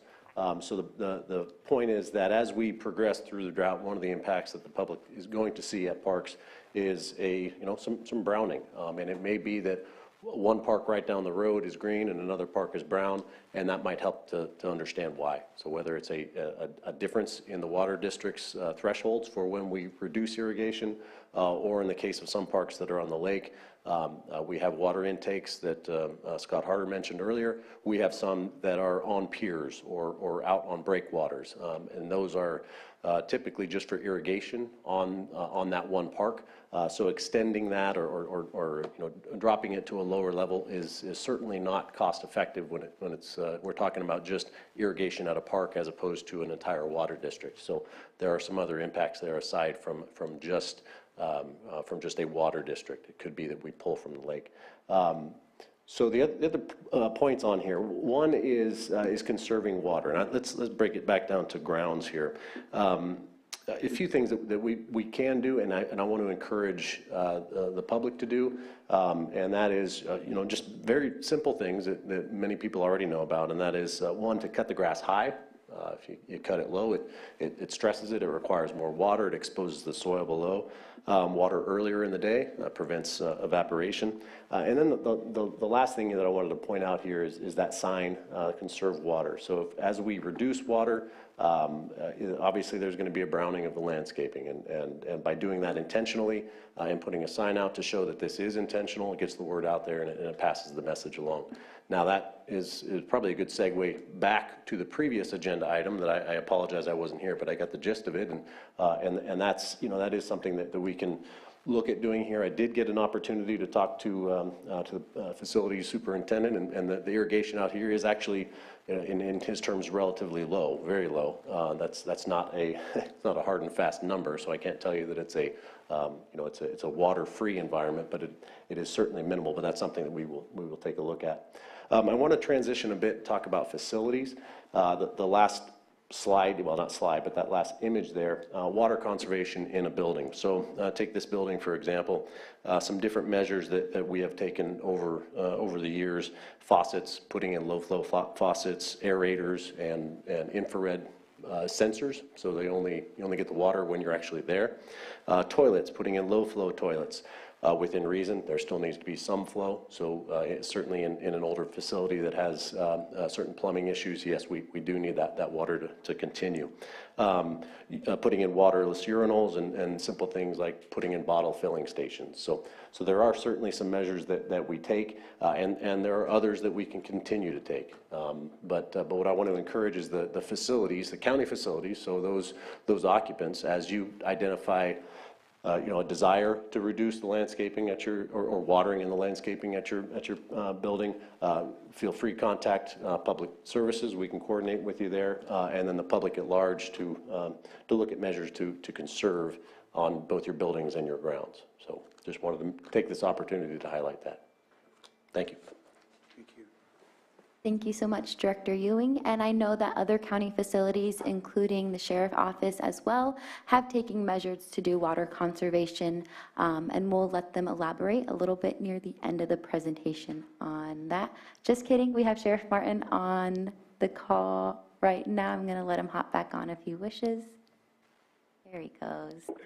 I am on. Thank you, Deputy Director Diligianis. A side note, Marina is very much a pleasure to work with. She's very knowledgeable, very excited about the work she does, and I just want to take the time to thank her for putting this presentation together. I simply want to echo what was said on a previous agenda item by Director Metcalf about experiencing these droughts as well. At the Sheriff's Office, we've discontinued any landscape watering that we have around our jail facility as well as our main administrative office.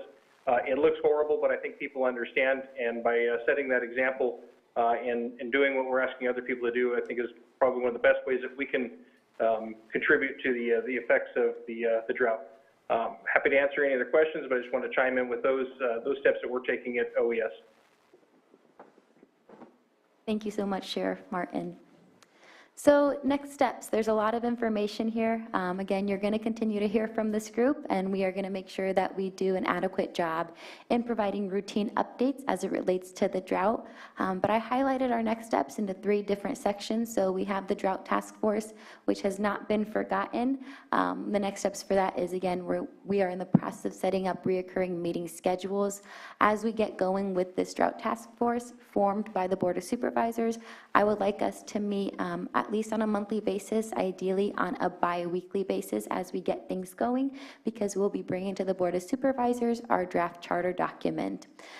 With that, we are also, again, the objective of that Drought Task Force is to prepare a drought mitigation plan. I sit on the state Drought Task Force, and they are planning on preparing the guidebook that they have been working on for counties such as ours who will be developing a drought mitigation plan. That guidebook we will be having ready ideally by October, November. So that is going to provide us the guidance that we need at the local level to ensure that we are following compliance, again, with SB 552 and other ordinances in terms of the drought and water conservation measures. Now, we have highlighted a few projects that we will be working on, and some of these include the Lucerne Harbor Dredging Project, which I will let Director Ewing elaborate a little bit on, and then also our boat ramp extension, which I will let Director Scott DeLeon elaborate on. Again, both projects we are moving forward with. They're in different stages of the project development. Special Districts, as Scott mentioned, is working on different drinking water projects, whether it be water availability studies or extension of water intakes. And then, of course, in general, we are continue to seek funding for water resiliency projects. I had a great conversation with friends from Community Development Department and Environmental Health to pursue other funding opportunities that are currently out there for drought mitigation, water conservation, et cetera. In general, water conservation efforts, this is where we at the county are working on prioritizing. I had a great meeting with Sheriff Martin, Lieutenant Wells, and Leah in OES. That's going to be our biggest effort moving forward. As Director Ewing mentioned, they have been doing some outreach as well and just getting the word out there that we need to be water-wise year-round. So looking at ways that we can be creative and getting the messaging out there, providing resources and materials for folks to make sure that they are being as water-wise as possible. And again, these resources are going to be on the Water Resources Lake County Drought Portal, which you can find by Googling Lake County Water Resources, going on the website, and you'll see on the farther right-hand bar of the website is the Drought Portal.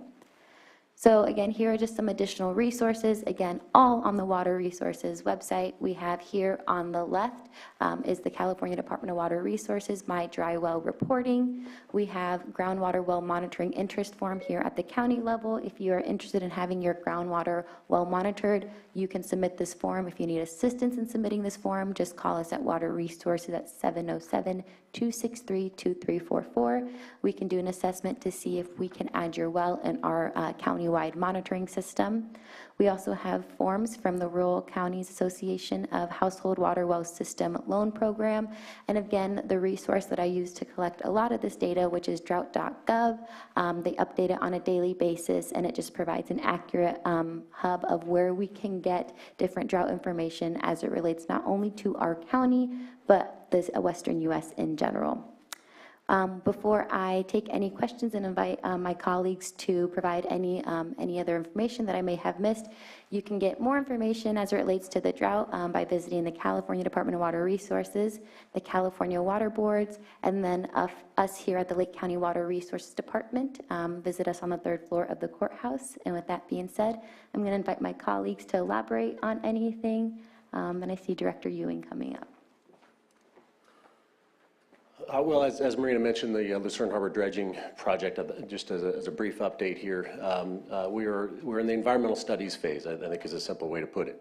There were environmental resources that were identified during the initial investigation stage, so we're extending that to what's called an extended phase 1, and that's the status of where we are. I didn't bring with me a whole lot of the depth, and to be honest, there's information there that is sensitive in nature, so it's not something that we can share to the public at large. But I've had given presentations to the Lucerne area town hall. Supervisor Crandall has been involved with that. So So I know he's well aware of that, and we're in coordination with the tribes to do a lot of that work.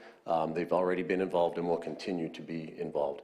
As far as the actual design of the project, it's not overly complicated. So the plans are essentially complete with the exception of any mitigation requirements that we may have that result from those environmental studies. But that gives you a brief update on where we are with that project. Just a quick budgeting question. I know we budgeted for the Lucerne Harbor project. Is that funding still there, or does it need to be reapproved? And is it going away slowly because of the length of time that it's taken to get to this part? Sure. So the funding is still there. It's in a capital budget, and we still have that. What happens with a project like this or projects is as time goes on, obviously the buying power of a dollar decreases. So there's certainly that issue. When we complete the environmental stage is a point where we need to say, all right, now we know what the mitigation requirements are going to be. So what is the cost of that project? Basically do a revised cost estimate. At this point, it seems reasonable that the money that we have would be sufficient, in large part because if the water is low, then the dewatering that would be required of the project would be a cost savings there. So I don't have an answer for you about whether the money that we have is sufficient to fund the project, but I can tell you that the money that we have budgeted for the project is still there, and unless Susan takes it away, which wouldn't be her, but it would be the board, so it is still there, and I'm counting on that. And I was mainly asking on all the work that's been done. It doesn't sound like that's taken away from the 250 that we set aside. Not significantly, no. Okay. But with as those environmental studies progress, if there's the need to continue that, then it certainly can tap into that and chip away at it. Let's just put it that way. Thank you. All right. Thank you. Thanks, Lars. Scott DeLeon, Public Works, Water Resources. I'll just give a brief update on the ramp extension project. I know there's a lot of interest in that. The project that we originally proposed was pretty ambitious. It included extending the ramps as well as dredging channels out into the deeper sections of the lake. And we too are kind of stuck in environmental and getting environmental and clearances and permits. We are looking at a scaled back version of that project. Marina showed the graph of the predicted lake levels. We're a little bit below where we were last year, but not significantly. We were able to keep some ramps open, but they were challenging because they had drop-offs at the end.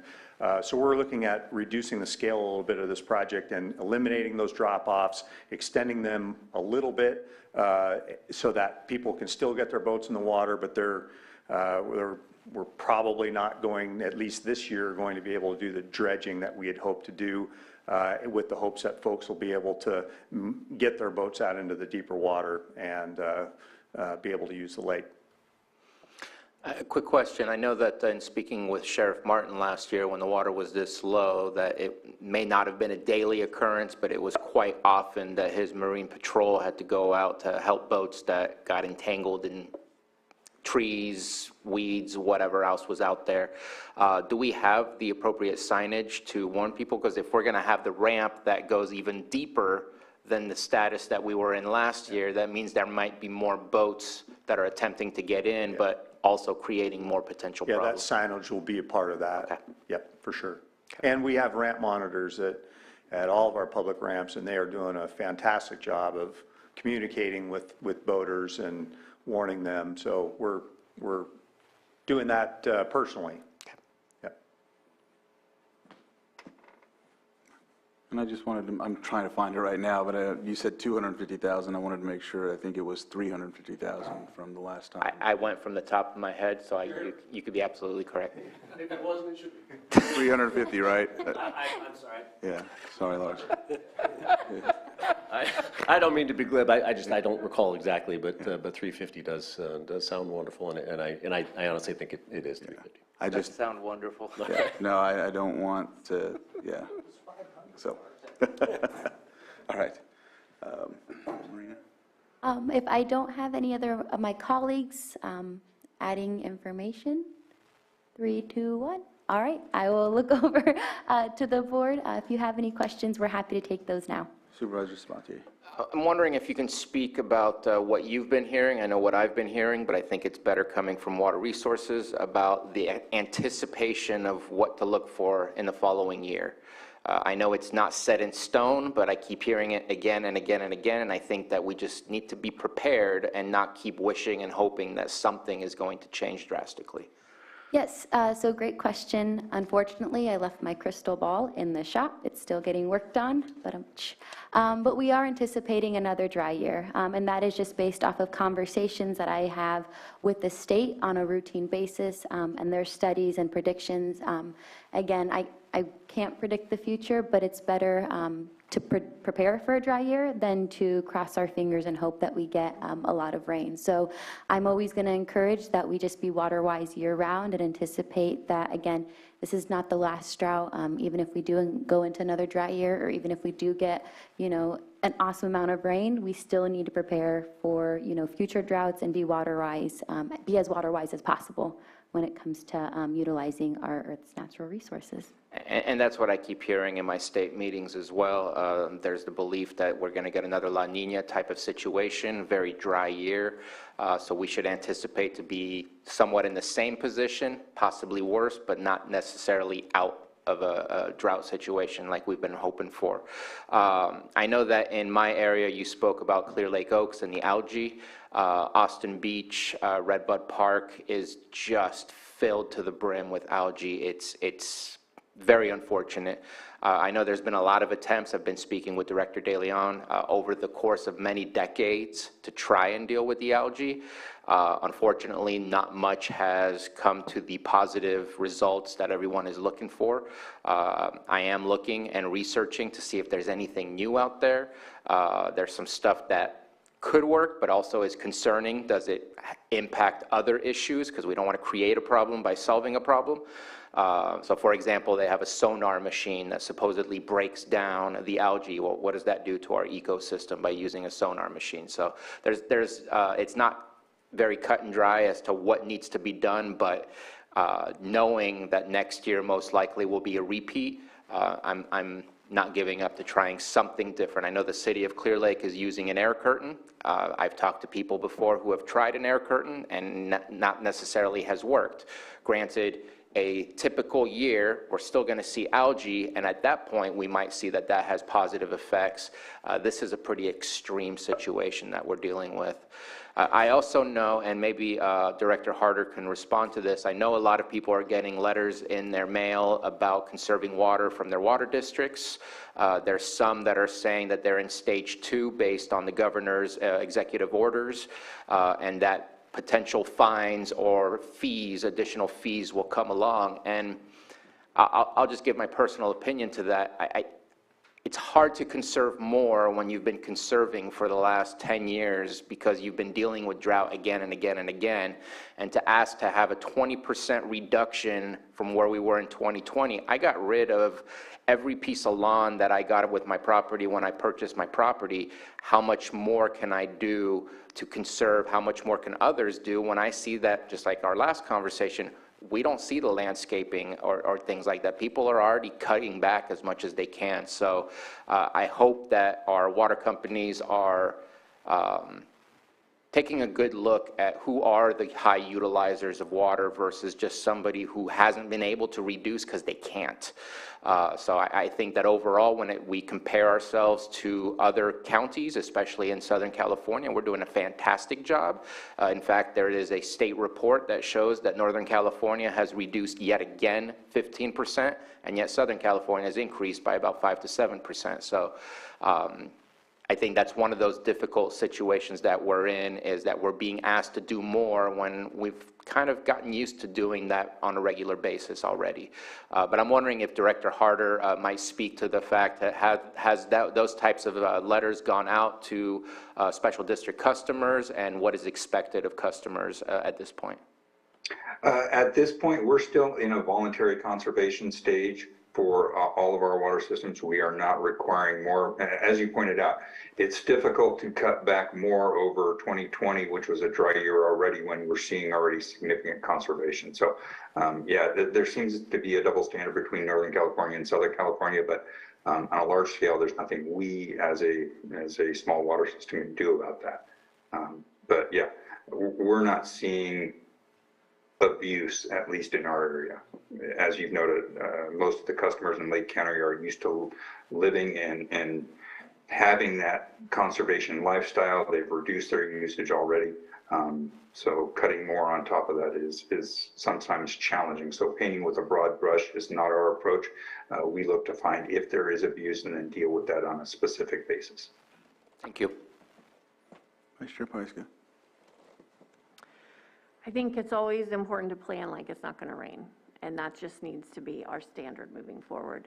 But I'm wondering about the creek levels and the property owners that draw from the creek, and some have riparian rights and some don't. And are there any ways to kind of educate, like, I know in Cobb, a lot of people pull from Kelsey Creek. They don't see what happens to Kelsey Creek in Kelseyville. And so is there any messaging or anything we could do to kind of reach out to those property owners and just say, hey, just want to let you know, like, we should be reducing if possible, because it's, you know, up at the top, you don't see the levels low. And so it doesn't compute sometime. And I'm hearing that from my constituents.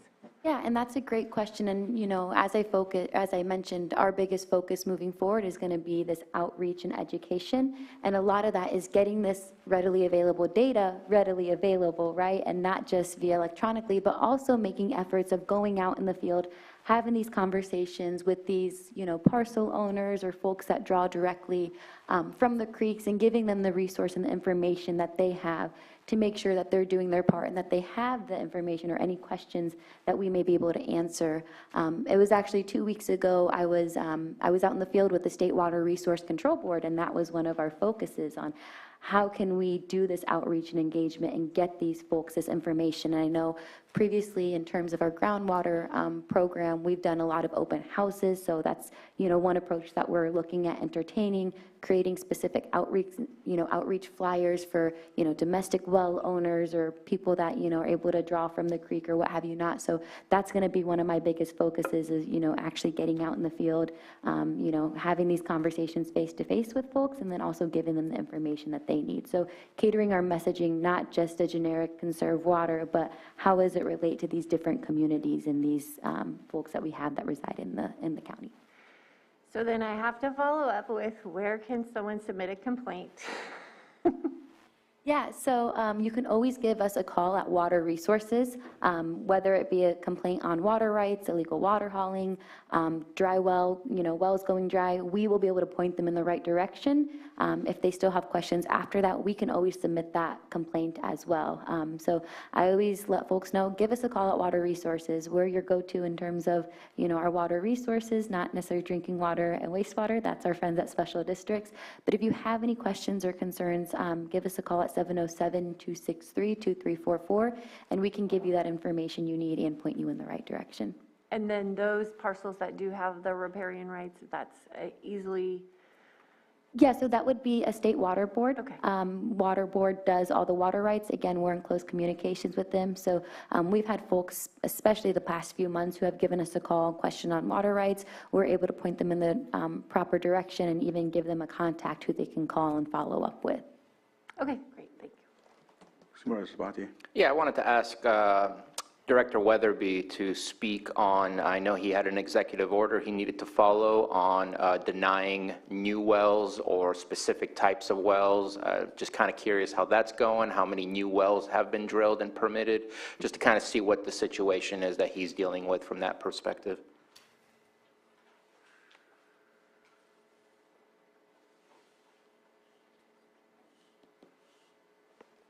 If he's available. I don't see if he's on. Let me see. I see his hand up. He just needs to be unmuted.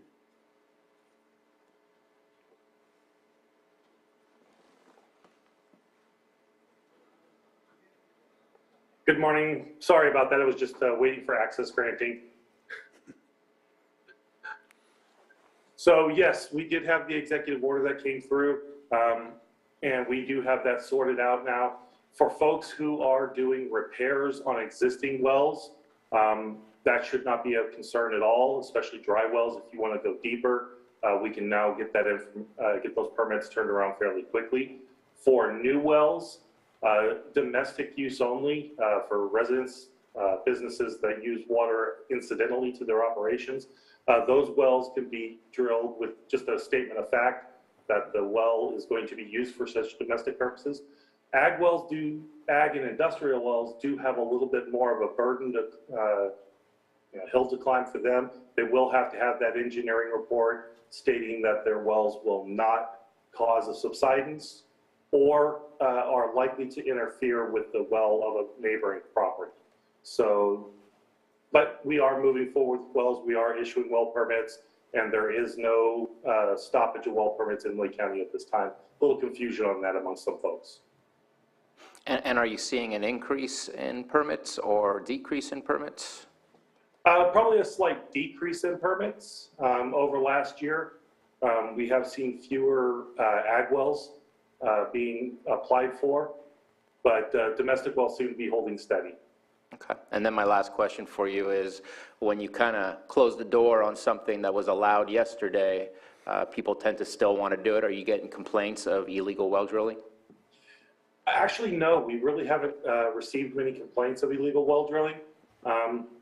It seems like actually there's been a pretty small downtick in wells as related to certain products, just because the market has turned a little bit.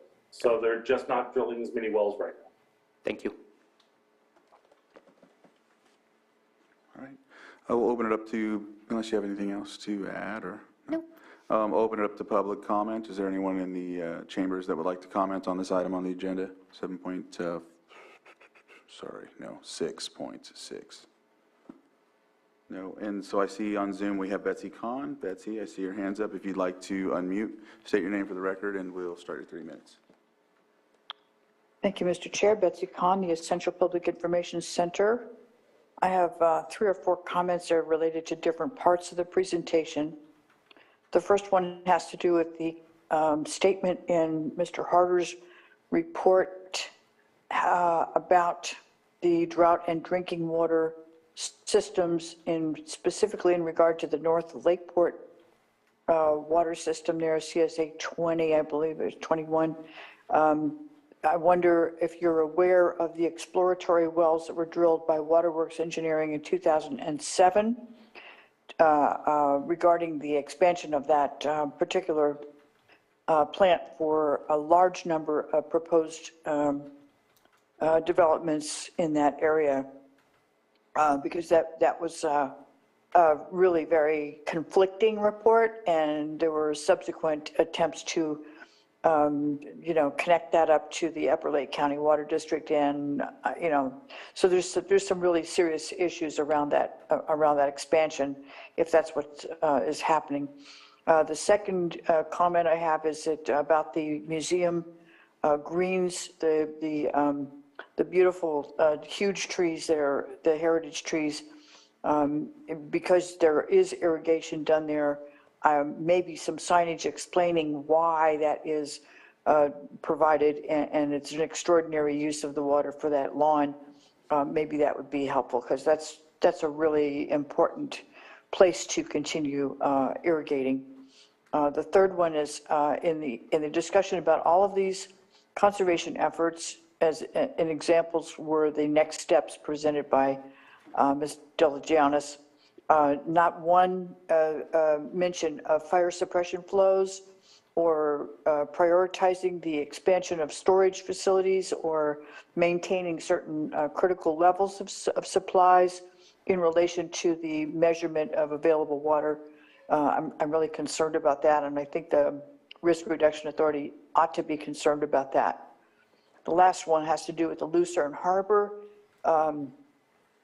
I really did not understand what Mr. Ewing was saying about who's doing the EIR, the environmental report, where it is, and what is it going to take to expedite that while we do have these low-level low lake level conditions conducive to actually expediting that project. So if there's any way I can get that information, that would be great. But thank you for this. Those are my concerns. Thank you.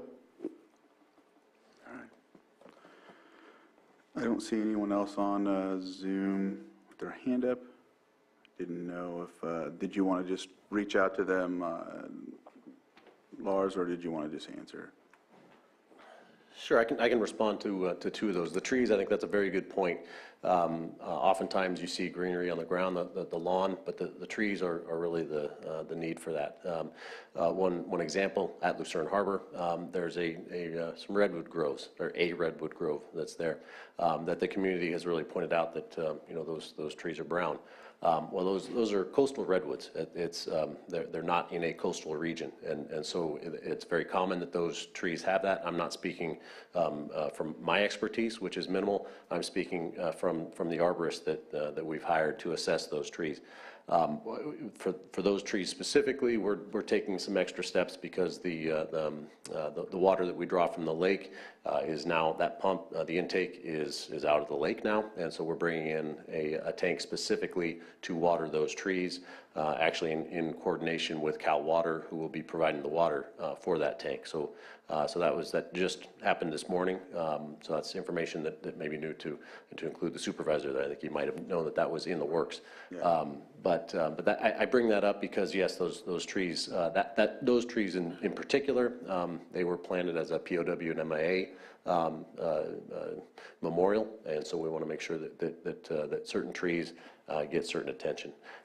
Coming back to Lucerne Harbor dredging, Betsy, I think maybe if we have a conversation, I could clear that up. We're not at an EIR stage. We're doing the studies necessary to complete an initial study. We have an archaeologist who's doing the necessary cultural and historical artifact research at this point. So, Betsy, I'll contact you later, Chair, if that's okay. Yes, thank you, Lars. Thank you very much. I see Scott Harder, if you'd like to unmute and. Sure, thank you, Chair. Yes, to address Betsy's question or concerns about the North Lakeport previous 2007 studies that were done, we do have those. We're aware of those. The developments, I believe, were Robin Hill, and then there was another one on the west side of the highway out of North Lakeport there. But so we're not looking in those areas, so we're certainly not looking to replicate or duplicate the controversy that was around those projects. All right, thank you. I don't see any other hands up for Zoom, so I'll bring it back to the board. Oh, actually I do. Joan, if you'd like to come up and state your name for the record before you get into your question, we'll give you 3 minutes. I do have a question. I want to know if when the monitoring is being done by the county, are you communicating with the EPA, who is in charge of the toxic waste site at Sulphur Bank?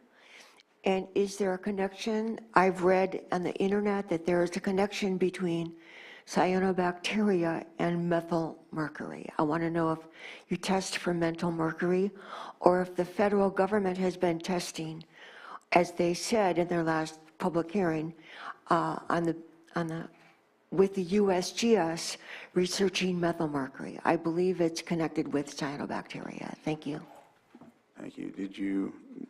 So just to answer a few of those questions, Joan, so in terms of our monitoring, just to be specific for our groundwater monitoring that we do at the County of Water Resources, we have biannual well runs. We go in the spring and fall, where we monitor all the groundwater wells that we have around the county, and we coordinate very closely with the California Department of Water Resources, who also does biannual well monitoring for our groundwater basins. Now for our SGMA, our Sustainable Groundwater Management Act priority basin, we do monthly groundwater monitoring, which we go out once a month, usually early in the month, where we do groundwater monitoring. All this data is readily available. You can find a lot of this data on the California Department of Water Resources portal, or contact us at Water Resources Lake County to get that information.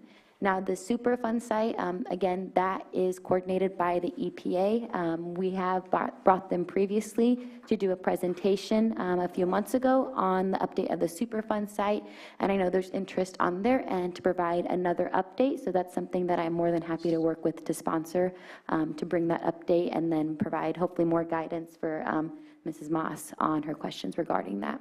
There'll also be another update at the East Region Town Hall on September 6th for that, or 8th, I think, on the Wednesday for their next meeting. So, yeah, okay. I don't see any other hands up, so I will bring this back to the board.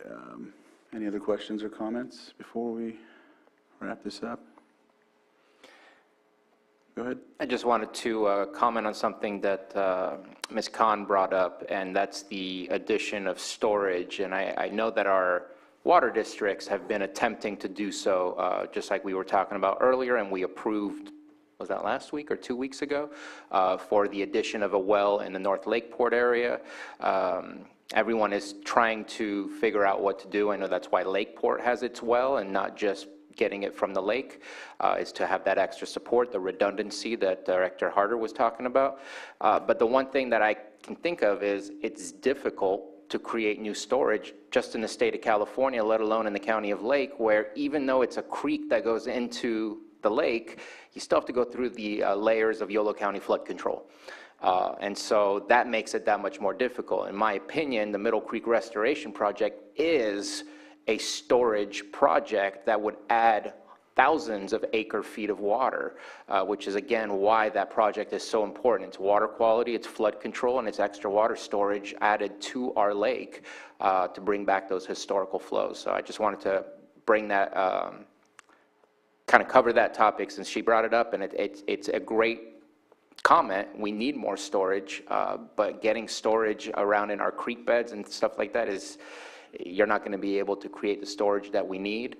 I do know that there was conversation with, that was brought to this board because of the drought a year or two ago with Director Weatherby, that right now we do not have any setbacks from creeks when digging a well. And I know that led to more conversation where some properties might be restricted, and so we don't want to do that. But at the same time, some people are drawing pretty much directly from a creek, even though they're not drawing with a pipe in the creek. And some of those things could be changed here at the board level. I don't know if Mr. Weatherby wanted to add on to that or not, but those are my comments on ways to try and add more water into the lake and trying to add more storage to the water that we have. And then just to elaborate, thank you for that background, Supervisor Sabatier. You know, we at the local level here at Water Resources, we are, pursuing projects. If folks are familiar with our Big Valley Groundwater Sustainability Plan, specifically in our Big Valley Basin, we do have identified priority projects focused on water storage and water availability. One example is, our detention structure that we have on Kelsey Creek that helps with groundwater storage, and another proposed project that has been historically tried to move forward, but from different obstacles, whether it be funding, environmental compliance, et cetera, is the Adobe Conjunctive Use Project that we are still interested in pursuing. So not only do we have those priority projects, for example, in our Big Valley Groundwater Sustainability Plan, those are projects that when I say that we are seeking funding, that we are trying to seek funding and support for. I know we've also tried to pursue funding through the Western Region IRWM, which is another group we participate in at the county level that we've tried to bring those projects forward, and more than happy, and I'm looking forward to collaborate with the Risk Reduction Authority to get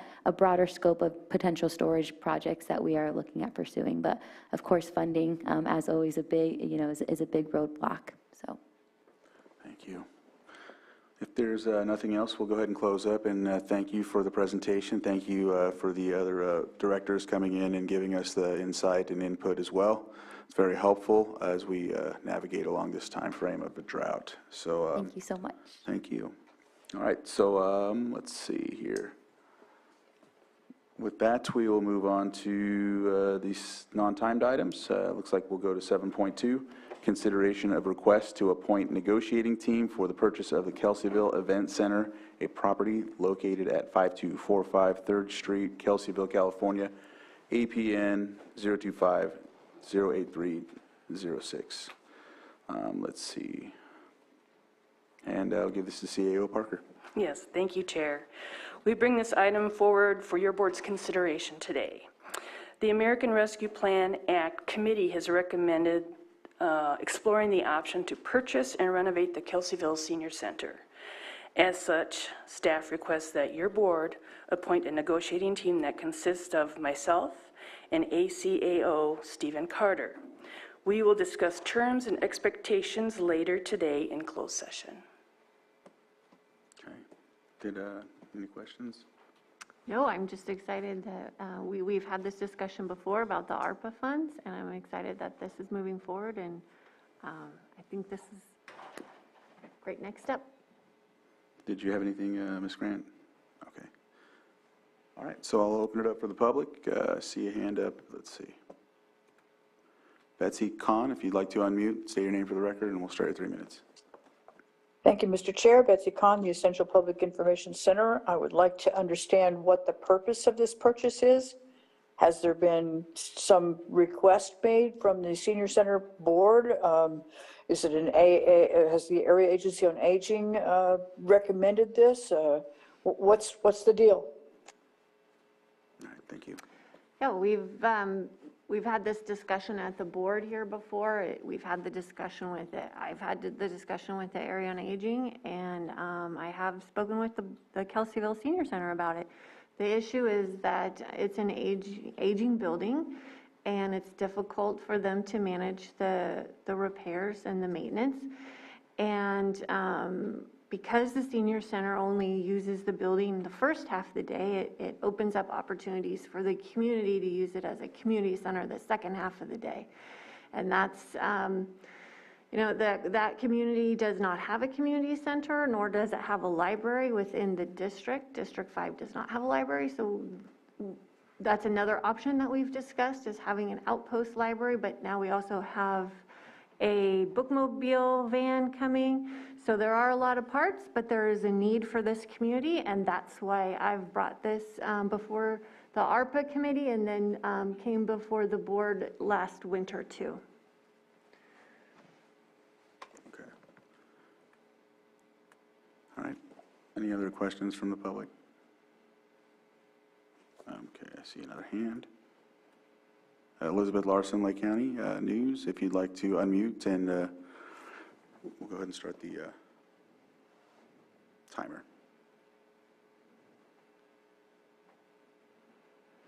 I'm not sure if you're unmuted.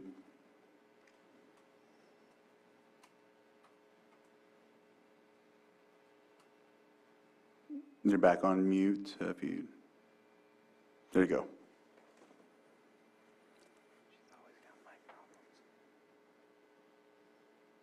It's not coming in for some reason.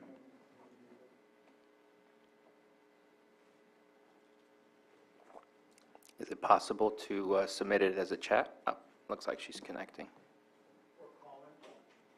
Can you hear me? Now we can, yes. Okay, thank you.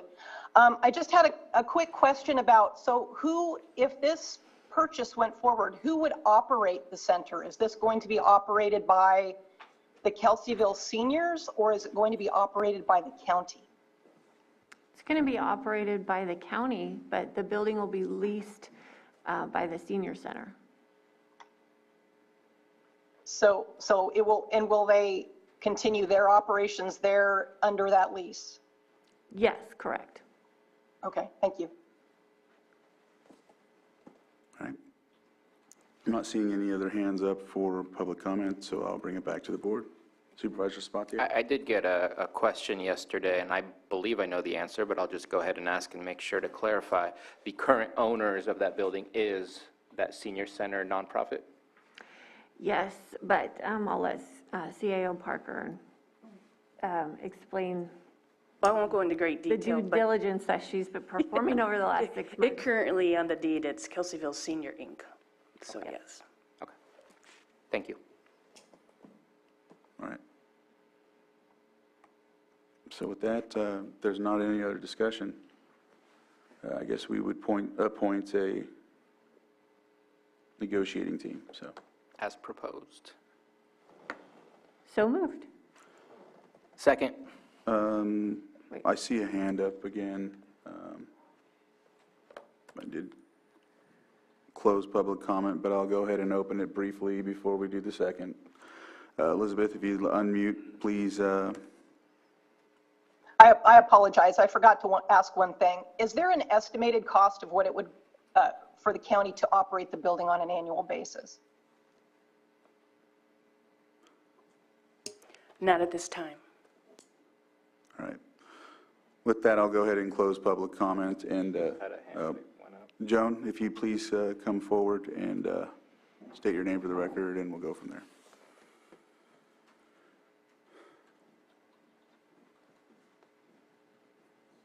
Joan Moss, I was wondering if the Lucerne Center and the Upper Lake Center and the Clear Lake Center for Senior Citizens, are they also properties of Lake County, or are they properties of the seniors? Thank you. One is different. So yeah, they're different. I know. Go ahead. Did you want to? Yeah, I can't speak to the ownership of those properties. I think they're owned privately. They're not owned. No, I know by the that county. Lucerne rents like a specific amount with the county. Like their thrift store. Oh, here he is. Yeah. It might be beneficial to state. Lars Ewing, Public Services Director. So Lucerne is not a county-owned. If we're talking the Lucerne Senior Center, that is not a county-owned building. The It's the there's the one building on the side. The thrift shop. The thrift shop is. We lease that to them. Let's see. Clear Lake Oaks is a county-owned building, which is leased to the senior center. And was there one more? Upper Lake. Upper Lake, I will have to research. I believe that is not a county-owned building. And for Clear Lake, it's owned by the city of Clear Lake and leased to the nonprofit that runs the senior center stuff. Thank you. Thank you, Lars. So I'll just go back to our original discussion with the ARPA funds. This is an investment that we want to make in our senior centers and into our seniors. So we're taking, I believe we designated $1 million to upgrade the senior centers or to assess them and set them up for success. The Kelseyville Senior Center has a lot of deferred maintenance that they were struggling to do, and this was a way that we could invest in that facility and kind of ease that burden and let them let them have the ability to do what they need to do to function for the seniors and kind of remove that burden. All right, thank you. So, Betsy, if you can make this, I mean, your last one, you see your hands up again, so if we can keep it brief and ask your last question. And Thank you, after this, Mr. I'll Chair. close I public don't input intend to here. waste your time. You're not, I just, The Upper Lake Senior Center is a building that belongs to the county and leased to the Senior Support Services of Upper Lake. It used to be the original county courthouse on Mendenhall Avenue. And the Lucerne Senior Center is privately owned by the nonprofit corporation, with the exception of a mortgage held by the County of Lake administration that is a very complicated matter. I can explain it in detail to anybody who wants to know. So thank you for that information. It was very helpful. With that, I'll close public input and get back to the second of the motion that was made. Second. I have a motion and a second. All in favor? Aye. Aye. Opposed? Motion carries. All right. Next, we will go on to item 7.3, consideration of agreement between County of Lake and Vista Pacifica Enterprises Incorporated for adult residential support services and specialty mental health services for fiscal year 22-23 in the amount of $130,000, and authorize the board chair to sign. And we have Director Metcalf here for this item. Yes, good morning. Morning. Is this on? Yes, I think it is. Oh, there we go. Yep. Okay. Thank you, Mr. Chair and members of the board. I would like to speak to this item. Vista Pacifica is a facility we have worked with for many years. And Chair Crandall, as you pointed out, they do provide specialty mental health and adult residential services to our clients. These services are mandated by the state's mental health plan. And as you know, we have no such facility like this here in the county. And this pretty much necessitates the need for us to contract for these services in order to meet the needs of our clients and satisfy the state's mandate. Last fiscal year, we placed 3 clients in this facility for a total of 136 bed days. I believe Elise Jones, our administrative deputy director, may be tuned into this meeting. She might be able to add a little bit more to this, but I'm hoping she's here. Oh, there she is. Hi, Elise. Good morning. Thank you. Mm-hmm. Nothing more to add aside from the fact that we did go out to bid, just to reiterate the fact that we did go out to bid for this and many other levels of service, from secure locked facilities to board and cares, that continuum of residential care. And Vista Pacifica did not submit a proposal, and that is why it is only a 1-year agreement. Thank you. Todd, did you have anything else to add, or? Nothing else to add. Just I'm hoping that we can get this agreement approved in order to provide a continuum of care to our clients, because these, as you know, these facilities are hard to come by, and we have a very good working relationship with Vista Pacifica and would like to continue that in case we need to use their facility. All right. Any questions from the board? I do have a question for you, and just to let you know, I'm going to be asking this for all upcoming contracts. When's the last time that we had a request for records, documentation pertaining to the agreement, including financial, statistical, property, recipient, and service records? It says here for up to a period of 5 years. I'm just curious as to when's the last time we requested that from this agency, because we've been doing work with them for a long time. This board has not received any specific reports, and it's not that I have any concerns with the contractor. What I'm concerned is we're spending $5 million a year on contracts in 2019, and now we're spending close to $10 million a year on contracts. And I just want to make sure, as we're seeing that balloon and increase, and it's going to continue to increase, that we are getting exactly what we want to get in return for the cost of these services. And those services are getting more and more expensive. This one went from around $90,000 to now it's $130,000 total per year for half a year's worth of services, because we're holding beds and not having people there all the time, which I understand. But I want to feel more comfortable, and I don't know how the rest of the board feels, but I'm guessing the answer is we probably haven't gotten one of those specific reports in the last 5 years, and wondering if that's something that the board would like to request. I would like to request. It's part of the contract, and it says shall, it doesn't say may, and it's just to be more transparent with the way the funds are used and the services that are provided, to ensure that, yes, this is the exact type of contract we want to continue moving forward with.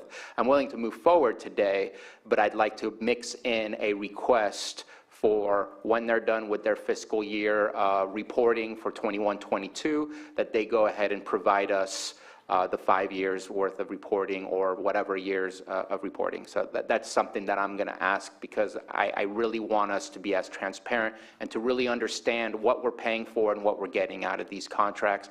I think it will help not just us with the approval process, but I think it will help your team and yourself to really understand where are the greatest benefits in all the spectrum of contractors that we have.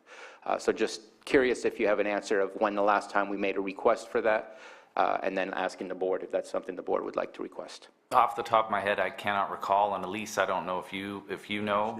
I do know. I figured she would. So we require all facilities with whom we contract to submit an annual cost report. And we can provide that information moving forward in these items with facilities with whom we recontract. We can provide that cost report information.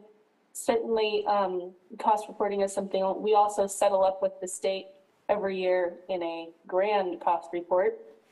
Also, that's the fiscal aspect. So yes, we do get those annually. The clinical or more outcome-focused aspect is that we do monitor all clients placed at any of these facilities extensively through our discharge planning team. We're in contact, many of these folks are on a type of conservatorship when they're placed at these facilities. And so our discharge planning team works closely, often with the public guardian, to support individuals on any type of conservatorship at these facilities, including a thorough review of treatment records by a licensed practitioner of the healing arts to approve payment of those services. We do not approve payment of services where we do not see clinical necessity has been met or that the services are not justifiable. And so those are monitored very closely by our team.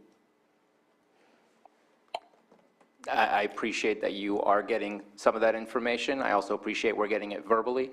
If we can, again, up to the board, not me, I don't want to make a personal request, but if we can implement that in, here's the new contract, here's the previous data that you've collected, to me that creates relevancy as to we're seeing good work, we're seeing good outcomes, this is the utilization that we have, and good stewards of the tax dollars that we're giving.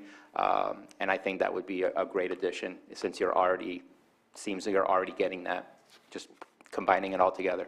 Absolutely, and as Elise mentioned, I mean, you know, a lot of these have to do with our folks that are conserved, and we do work very closely with the Public Guardian's Office, and in concert with them, we could probably glean a little more information from them and provide you even more comprehensive information around this. So, yes, we will certainly do that.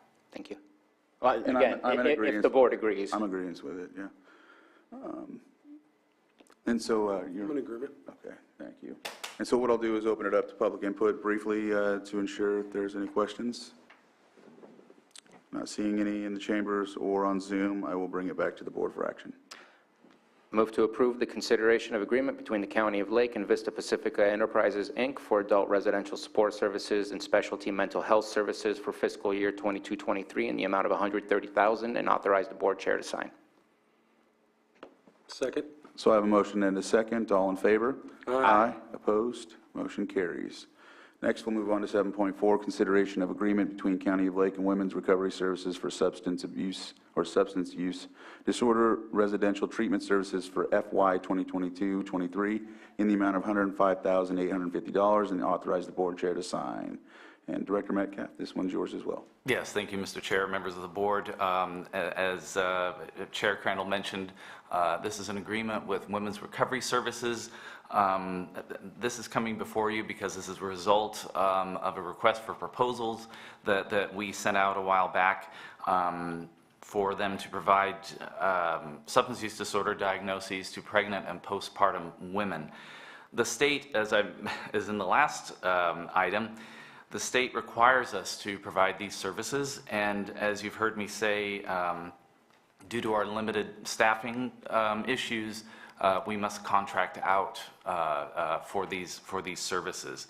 I'm hoping that our substance use disorder services program manager, April Gambra, will be here with us, because she provided me a lot of statistics that she might want to share, and of course she's here as well. April, I will turn it over to you if you're ready. Yes. And thank you very much. Hello. Yes, we hear you. Yep. I am the Lucerne County Behavioral Health Services Program Manager.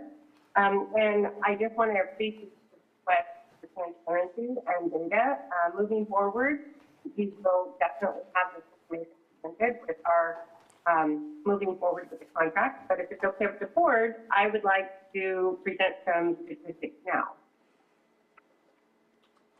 So the fiscal year 21-22, we did contract with WRS, Women's Recovery Services, for the same contract amount, which secured us 2 beds for the rate of $145 per day.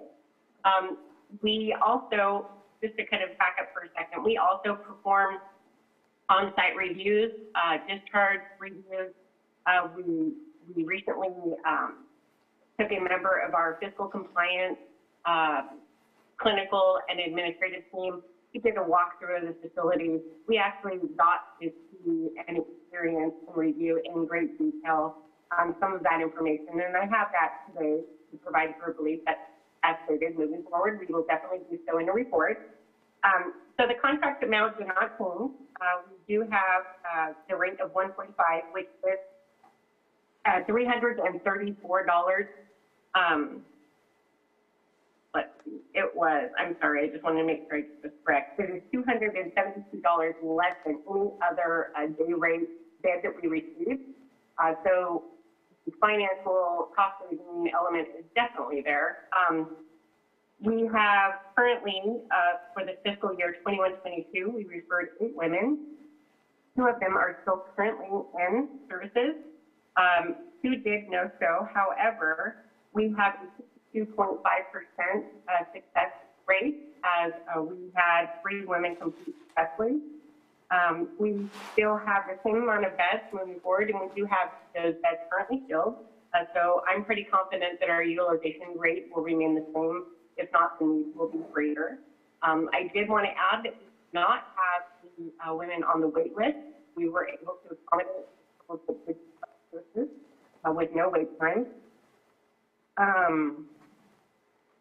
I will go on to say that in reviewing the facility, one of the things that the team visited found to be exceptional in that no other providers were providing this was no-site facility for the children that were there. They had their own playground, women had their own apartments. The place was absolutely beautifully landscaped. It was very warm and welcoming. It was secured. I am very impressed with Women's Recovery Services and grateful to push this forward for our Big County residents. So I'm available if you have any questions. Thank you. I was seeing the document that was attached from Women's Recovery Services, and I appreciated the direct outcomes. I didn't know and couldn't really hear very well, but if those numbers pertain to Lake County citizens or just in general for the Women's Recovery Services. That would be specific to Lake County, but April, you can correct me if I'm wrong, but those figures were representative of our county. Excellent. Yes. I appreciate seeing that in there. That helps me, to understand where the dollars are going. Supervisor Sabatier. I just have to say, I'm overwhelmed with happiness with this report, knowing that we're reviewing the facilities, us knowing what's in the facilities.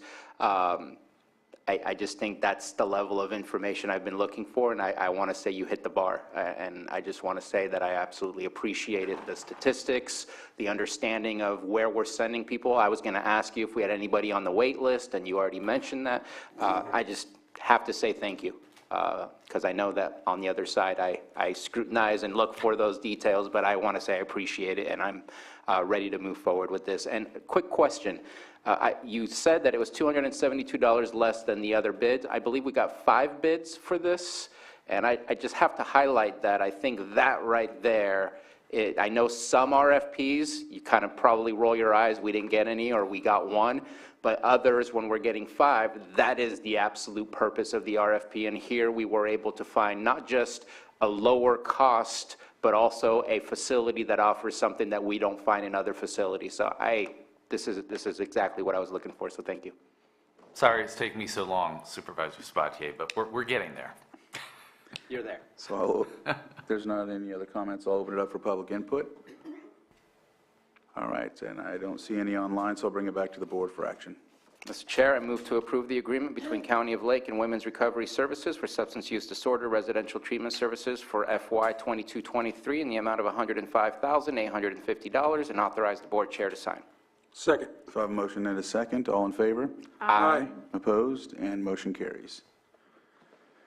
All right. And so let's see how many we have. 2. Okay, so power through these. We're good? All right. So I'm going as fast as I can. It's my fault. 7.5, consideration of amendment number 1 to the agreement between County of Lake and Paragons LLC for consultant services to the Lake County Continuum of Care on behalf of Lake County Behavioral Health for fiscal year 2021 and 22, increasing the contract maximum to $30,723, and authorize the chair to sign. And with that, Todd, this one's yours as well. Yes, thank you, Mr. Chair. So this is an amendment to the existing agreement we have with Paragons to cover an overage of the original contract total. I have to say that Paragons has been an amazing resource for us,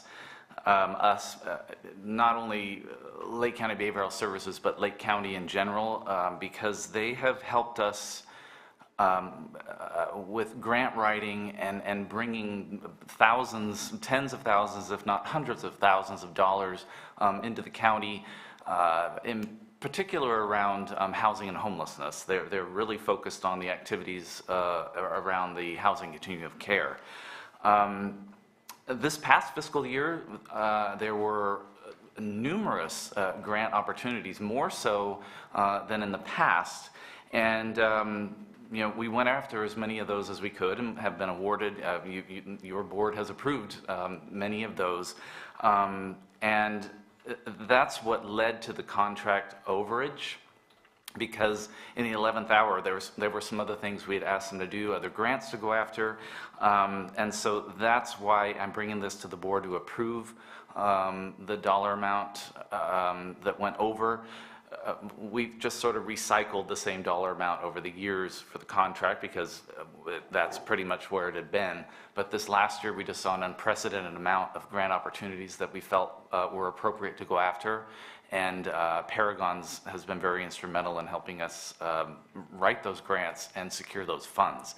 I'm not sure, I see him there already. Scott Abbott, our Mental Health Services Act and Housing Program Manager, might be able to provide a few more details, but that's the reason we're bringing this amendment to the board. And I also want to add that these are for services that have already been rendered in the prior fiscal year.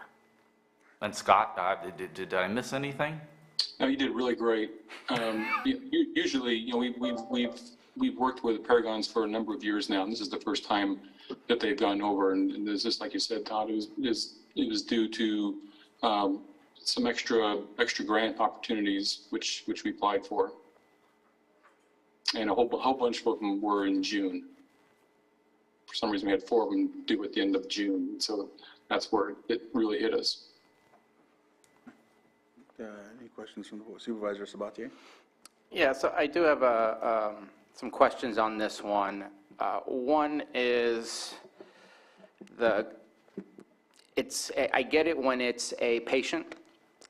You can't have you can't expect the unexpected, and so I get it if there's an overage, like for the next item, there's an overage, we're asking to pay for patients that maybe we didn't even know were there until we got the bill or the invoice.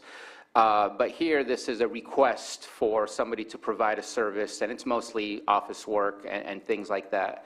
And so I'm not what mechanisms do you have in place so that when you're close to going over, that you can request for going over? Because I'll just be blunt, I'm not a fan of feeling like I have to rubber stamp something because it's already done, and I kind of feel like my hand is being forced. And what's the purpose of approving things if we can just go over and then ask for that to be corrected?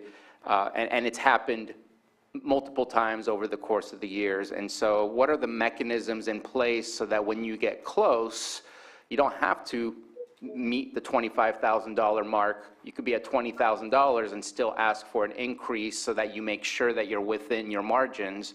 What mechanisms are in place so that this is reduced the number of times that we do see past contracts be amended to meet the actual cost and total expenses? We do have regular meetings where we review all of our contracts and tracking the spend down of those contracts. But as Scott mentioned, and I as well, there was a last minute scramble in the last month of last fiscal year in June, where once we were invoiced, we realized that it had gone over. And Scott and Elise, if you're still here, I believe that's what happened in this particular situation. Right. It was we suddenly were kind of like hit with 4 different grants that were due at the end of June, and there were 2 were already been worked on. One was one we discovered kind of last minute, and then another one was a request for the PLHA grant that we use for Collier Avenue. That our CHDC said they needed to have that as a tax credit by the end of the month, and so we had to really scramble to get those done. And like I said, it's never been an issue previously. I almost want to ask, why isn't our CHDC paying for this if they told us at the last minute, but yet taxpayers are flipping that bill? Just. It benefits the county. So that's you know, to be able to build the Collier Avenue apartments. And that's why we did that. And I guess my next question is, what mechanisms do our contractors have to not go over? Because they just expect us to pay if they go over the contract amount? I don't know. I'm struggling with this one it's not patient related, it's office work related, and there needs to be a point where there's a timeout because now we're breaching the contract and breaching the agreement. I get it that we want to do these grants, but grants don't just appear and disappear within a matter of days. It does take time for grants to be flown and applications to be filled out and submitted. And to me, this would have been timely enough that we could have been able to do this prior rather than after, where again, I feel like my hand is being forced. My second part, and I'm going to ask Ms. Grant, County Counsel, I know I was having a conversation with her earlier today about this as well. I know this is an amendment, and I feel like it's a little bit of a loophole in our purchasing ordinance where there was a contract for less than $25,000, so it never came to the board, and now it's coming back to us above $25,000, which typically would trigger a waiving of the bidding or an RFP, but yet there's no waiving of the bidding here, and there's no RFP, and so are we able to proceed? Are we not able to proceed? Is it a loophole that we can't do anything for at this moment in time? Normally, if what you had was a contract and you wanted to expand services to a considerable degree and it came to you before the services had been performed, your board could determine to put something out to an RFP and just begin a whole new contract. You don't have to do that because a contract, as long as it's timely and within the confines of the existing terms and conditions of the 4 corners of the document, you're entitled to amend it if you choose to do so. So it doesn't automatically trigger. But again, if you had a contract for a particular service and there was an amendment to expand it, either the scope of the service greatly or to a new service, and it was before the fact, your board could say, well, let's put that part out to bid. This is bigger and more than was contemplated before. Here, however, the department has explained to you that they've already incurred the costs, so it's a moot point, quite frankly. Yeah. And I do just want to point out, and Supervisor Sabatier, you've said that this is office work. It's very important work that they are doing for us because I have a little grants committee, but I don't have a grant writer. I don't know if any other county departments have such a luxury. And so, as I mentioned earlier, Paragons has done amazing work for us and the county in helping us secure funds to create more housing opportunities for our folks, and not just behavioral health clients, but the county in general. And so this $5,000 and change, or almost $6,000, I think is kind of a small price to pay for it's a good return on our investment, in my opinion. But Supervisor Sabatier, I respect I get what you're saying, but this amendment to this contract again is for services rendered, but I think it's a small price to pay considering what this organization has brought to our community. And I'll respond to that. I get it that it's a small amount, but I know last year we did something like $845,000 worth of later pay. We even had to borrow from the reserves and things like that. So that I just want to make sure that there's mechanisms in place to stay within the allocated amounts that are budgeted and the allocated amounts for each of the, I get it, it's a lot of contracts, you got to keep track of that, but I think it's important to do so because I think it's also important work to ensure that tax dollars go to the places that we say where they go rather than kind of be forced to put them where they're needed to go. So, yeah, those are my comments. Absolutely, and I appreciate that. I see Elise has her hand up. Thank you. To address the issue around the competitive bidding process, it would have been a timeline crunch that would have been prohibitive to our being able to apply for those grants if we paused at the contract maximum and said, okay, we've went past, we're at that, and so now we need to go out to bid for grant writing services. We would have had to issue an RFP that takes about a month to get through. The contracting process itself takes about a month from start to board approval. And that's not the timeline that we had for these, unfortunately. So I understand totally the perception here that we are essentially asking forgiveness and not permission. And yet I do hope that the good of what this will do for our community outweighs that asking of forgiveness. So that's my 3 cents. Thank you so much. Thank you. I think for me, I would like to see the work that was done, what grants they were for, how the grants ended up working with, or actually furthering the assistance for our county. You said housing. I'd like to see who was served, and things like that. So I'd like just a couple more reports to add to that, just to see. So that when you do come forward and say, hey, we need to add a couple more dollars, you can say, oh, they are doing work. I'm not just hearing you say that. That would help me.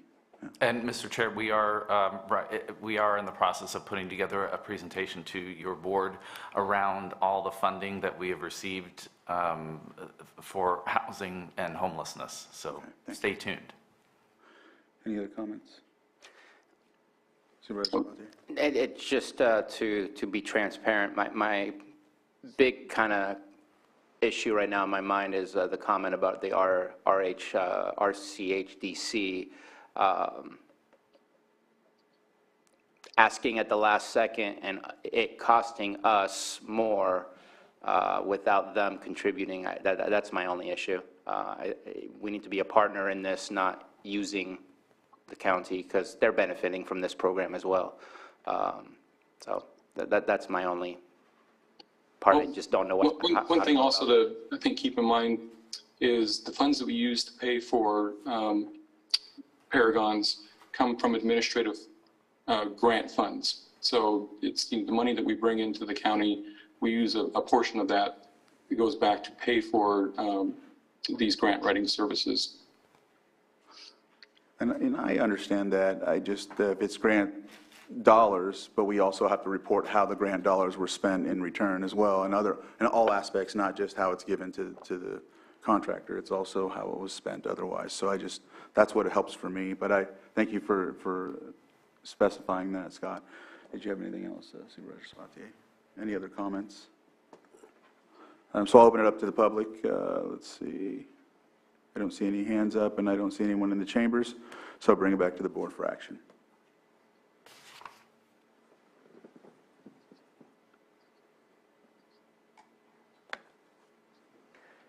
Mr. Chair, I move that we approve Amendment Number 1 to the agreement between County of Lake and Paragons LLC for consultant services to the Lake County Continuum of Care on behalf of Lake County Behavioral Health or for fiscal year 2021-22, increasing the contract maximum to $30,723 and authorize the board chair to sign.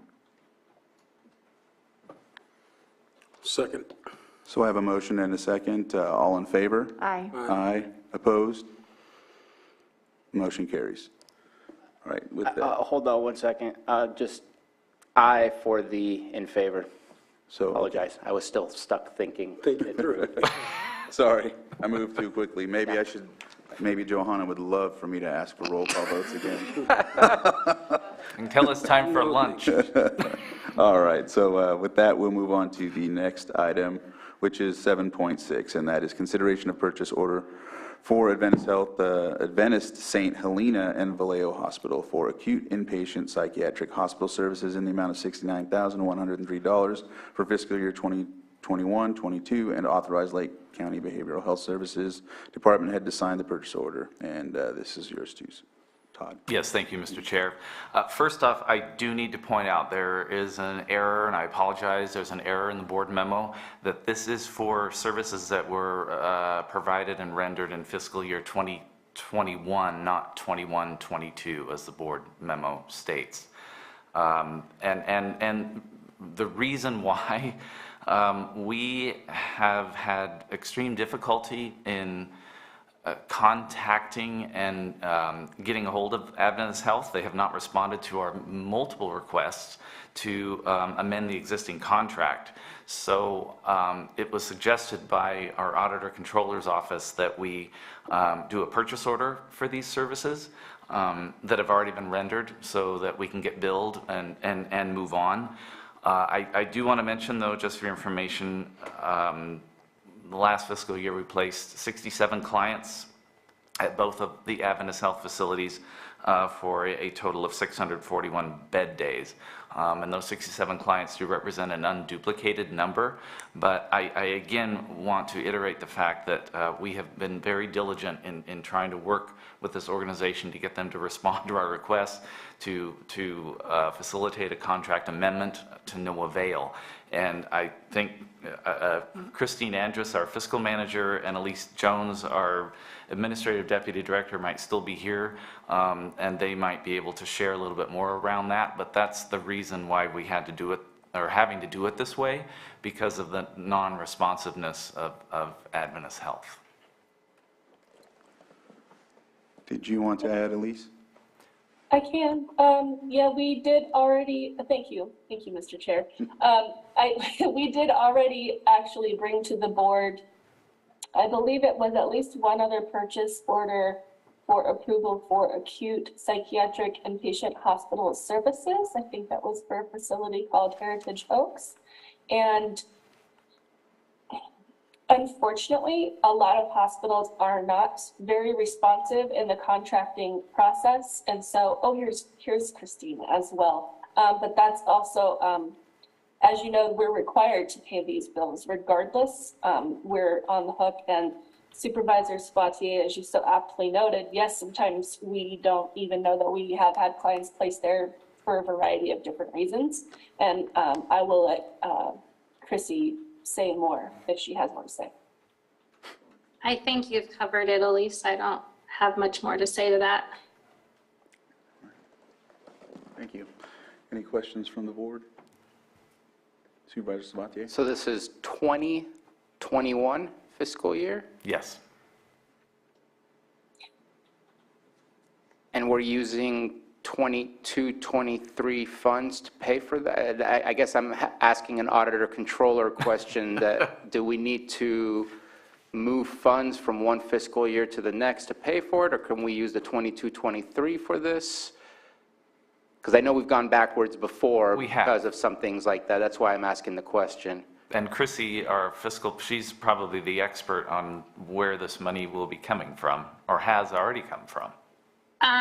So these are normally billable services up to the state, but because Adventist Health took so long in not responding to our contract, these are now services that will have to be captured on our cost report and reimbursed to us through that. These will come out of this fiscal year's budget because we were unable to get that contract last fiscal year. And with the fiscal year being closed, they'll have to come out of this fiscal year. Chrissy, I'd also like to acknowledge what happened last fiscal year with our department. I'm sure that is on the board's mind, and it is not what we anticipate happening this year. This, and I think one more contract amendment We're not at the paying for past year services. We're not going to have to do that whole dance again. But we have one more contract amendment for another inpatient facility, just to adjust a insignificant amount, not very large.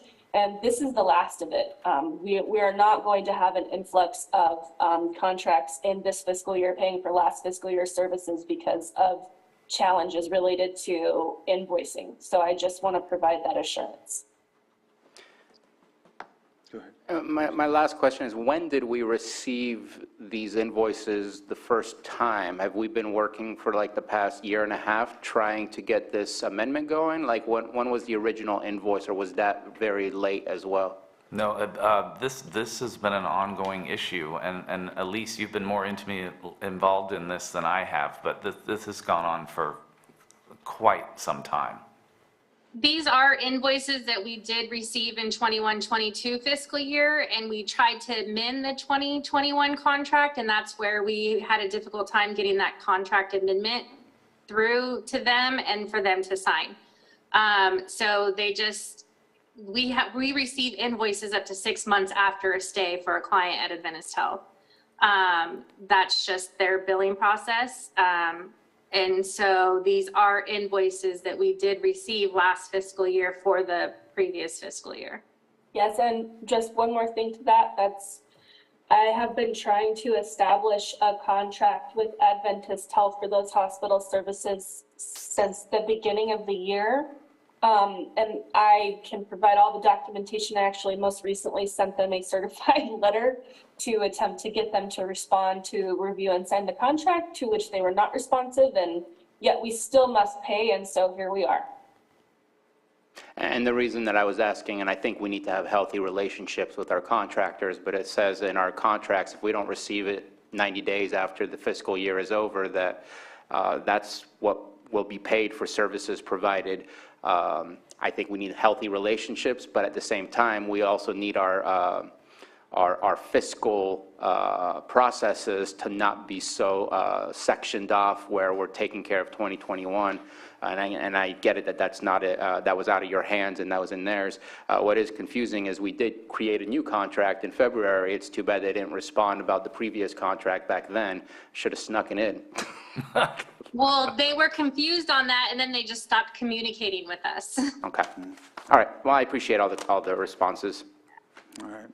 So I'll open it up for the public. Don't see any hands up or anyone in the chambers, so I'll bring it back to the board for action. Where are we? 7-6. Mr. Chair, I move to approve purchase order for Adventist St. Helena and Vallejo Hospital for acute inpatient psychiatric hospital services in the amount of $69,103 for fiscal year 2020-21, and authorize Lake County Behavioral Health Services Department head to sign the purchase order. Second. So I have a motion and a second. All in favor?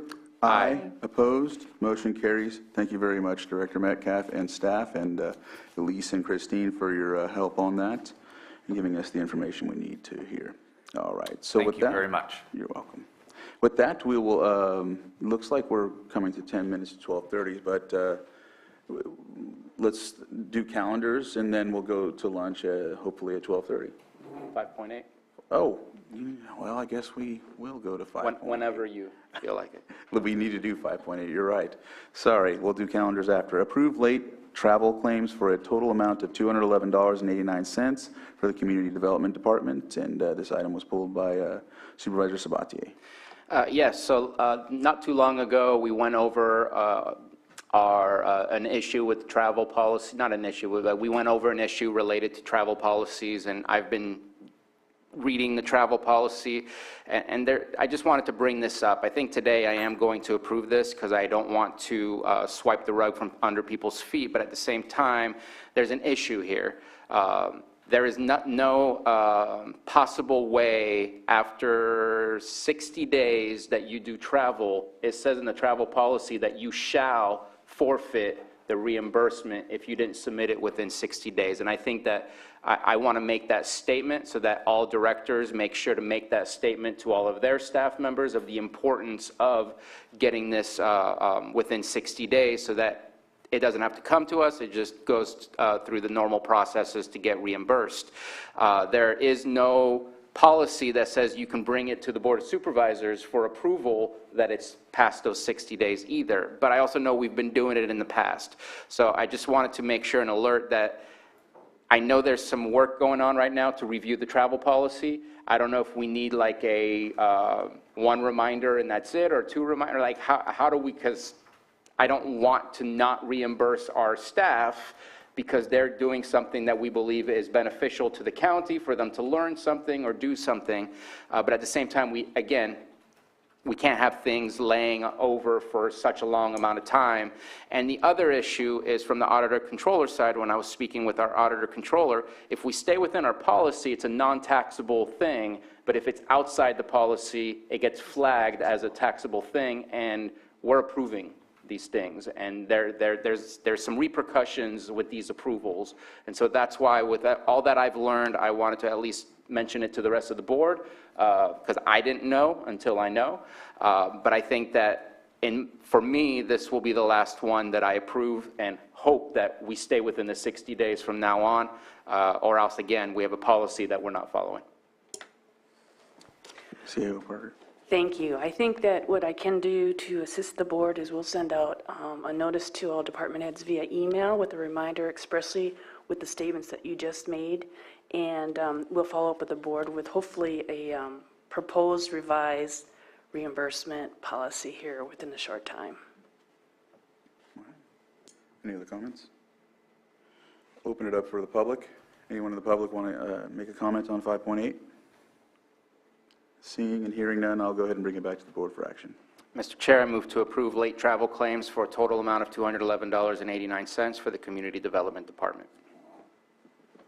Second. So I have a motion and a second. All in favor? Aye. Aye. Opposed? And motion carries. All right. I think we can conduct calendars. What's that? Hold on. This isn't working again. Okay. Anyways, can you go back to 6.5 and make a motion? It isn't working. Can you go back? Hello? There was no motion. Can you make a motion to a date and time certain for that? It's a public hearing. Okay, so I will go ahead and open up item 6.5, public hearing, where the Board of Supervisors will consider an ordinance adopting the California Model Water Efficient Landscape Ordinance. And For 10:15 next week. I didn't hear that. Ms. Grant, did you? I think we were. First, you have to move to reconsider the item, and then open it. Okay. So moved. Second. So I have a motion and a second. All in favor? Aye. Aye.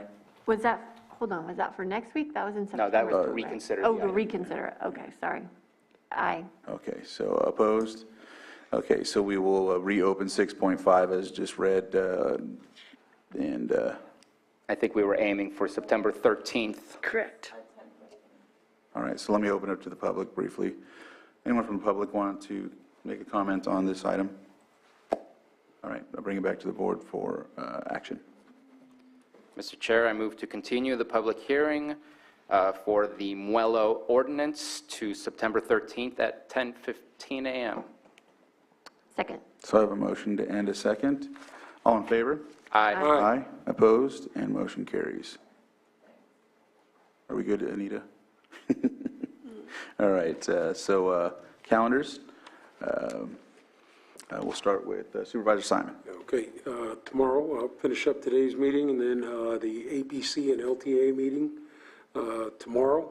On Thursday, have the, looks like we accepted a meeting from Tammy for the CSG Climate Action Collaboration Grant. I think there's going to be a discussion on that. Middletown Area Town Hall, which is Thursday night.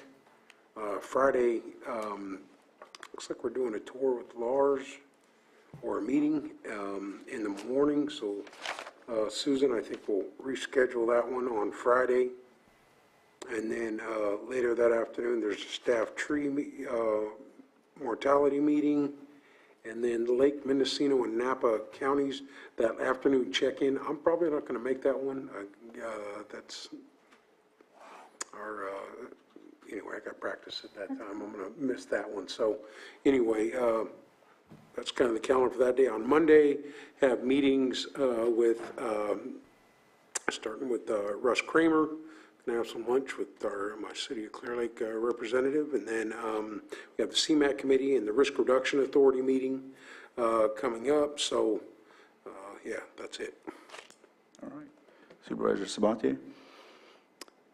Yeah, after this meeting, I'm going to be spending some time working on that database that I shared with you guys, working with IT, trying to move things forward here. Then tomorrow, Lake APC and LTA, ending that day with KUSD board meeting, and Judge's Breakfast on Thursday, looking at our upcoming website redesign as well with that team on Thursday, then the Clean Water Program.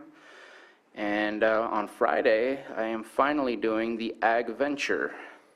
I tried doing that 4 years ago and didn't quite work out. So looking to learn a little bit more.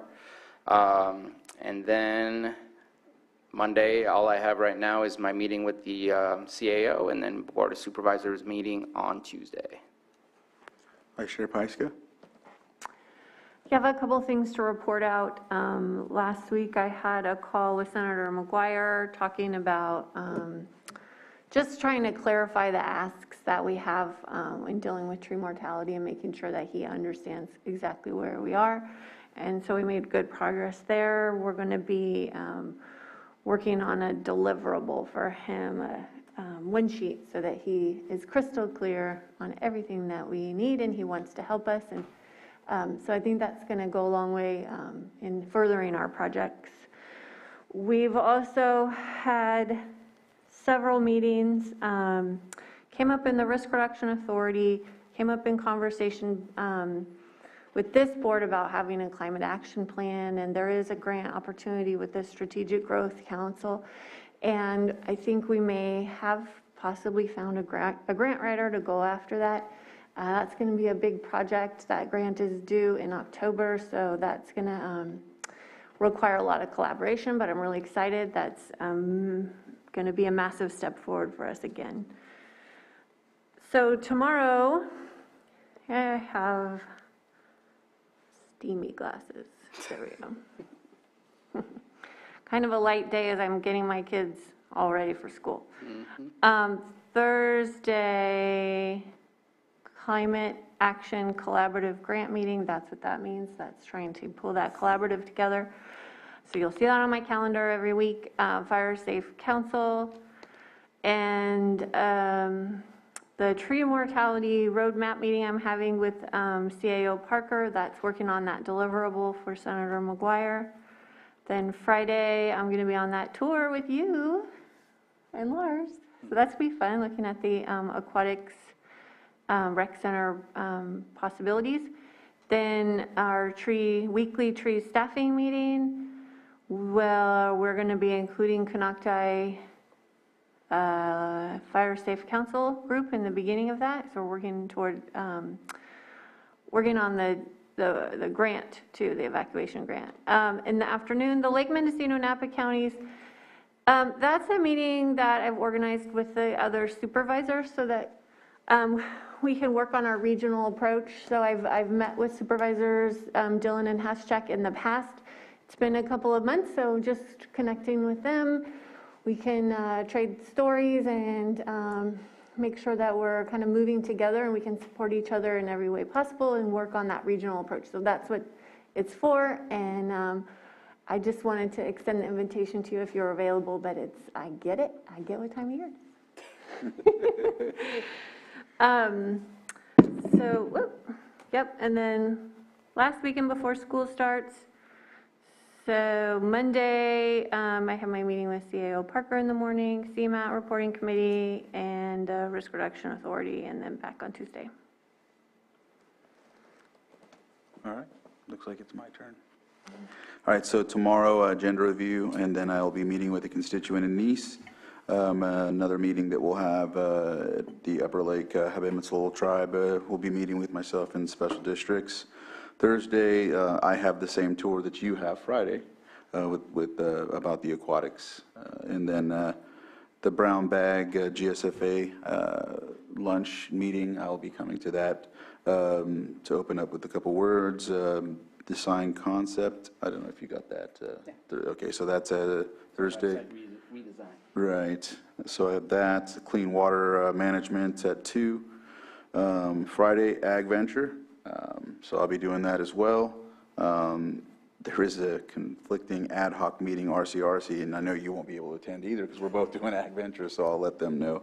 And then Monday, meeting with CAO Parker, and then I have a meeting with the folks from the CWD, I think it's California Water District or something of that nature, about the Upper Lake AR 6330 project and discussion that's going on for that. And then back here Tuesday. And so with that, I think we have covered all of our calendars, and I think, Johanna, you have something? Okay, I'm so sorry. I'm so sorry, but I need to change the time on that item because I already told Public Works they could have a hearing that day. So if we could go back to... Yes. Mr. Chair, I move to reconsider item, was it 6.5? Yes. 6.5. Second. So I have a motion and a second. All in favor? Aye. Opposed? Motion carries. And then go Could you ahead, make it Johanna. at 10 instead of 10:15? Sure. Okay, thank you. Are we good? Yes. Open it up for the public briefly. And I don't see any hands up, so I'll go ahead and bring it back to the board for action. There is a hand up from Betsy Kahn. Didn't see it. Not sure if it's related to this. Sorry, go ahead, Betsy, if you can unmute. Sorry about that. Thank you, Mr. Chair. Betsy Kahn. Yes, would you please explain about the meeting around the Upper Lake Water Project? Yes, that's the AR 6330 meeting that we've been having with the Upper Lake Water District, then some of the areas that was previously owned by, behind Judy's Junction, that area, there's work that's being done, and I know there's a commenting period, and so myself and I think it is Mr. Benoit from LAFCO is going to meet with myself and the 2 representatives. And I'm sorry, I only have AR 6330 meeting on my calendar. I can give you a better explanation through my email if you'd like. I appreciate that. I'll contact you directly. Thank you. Okay, thank you.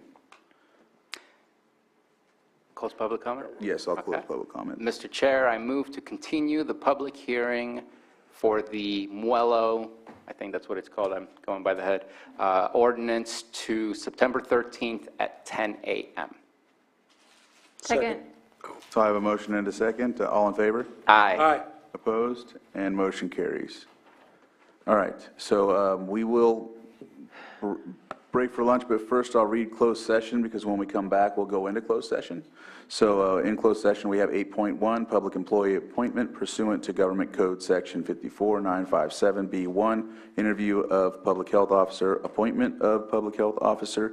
8.2, conference with real party negotiators pursuant to Government Code Section 54956.8, property purchase of property located at 5245 3rd Street, Kelseyville, California. APN 025083006, Kelseyville Senior Center property.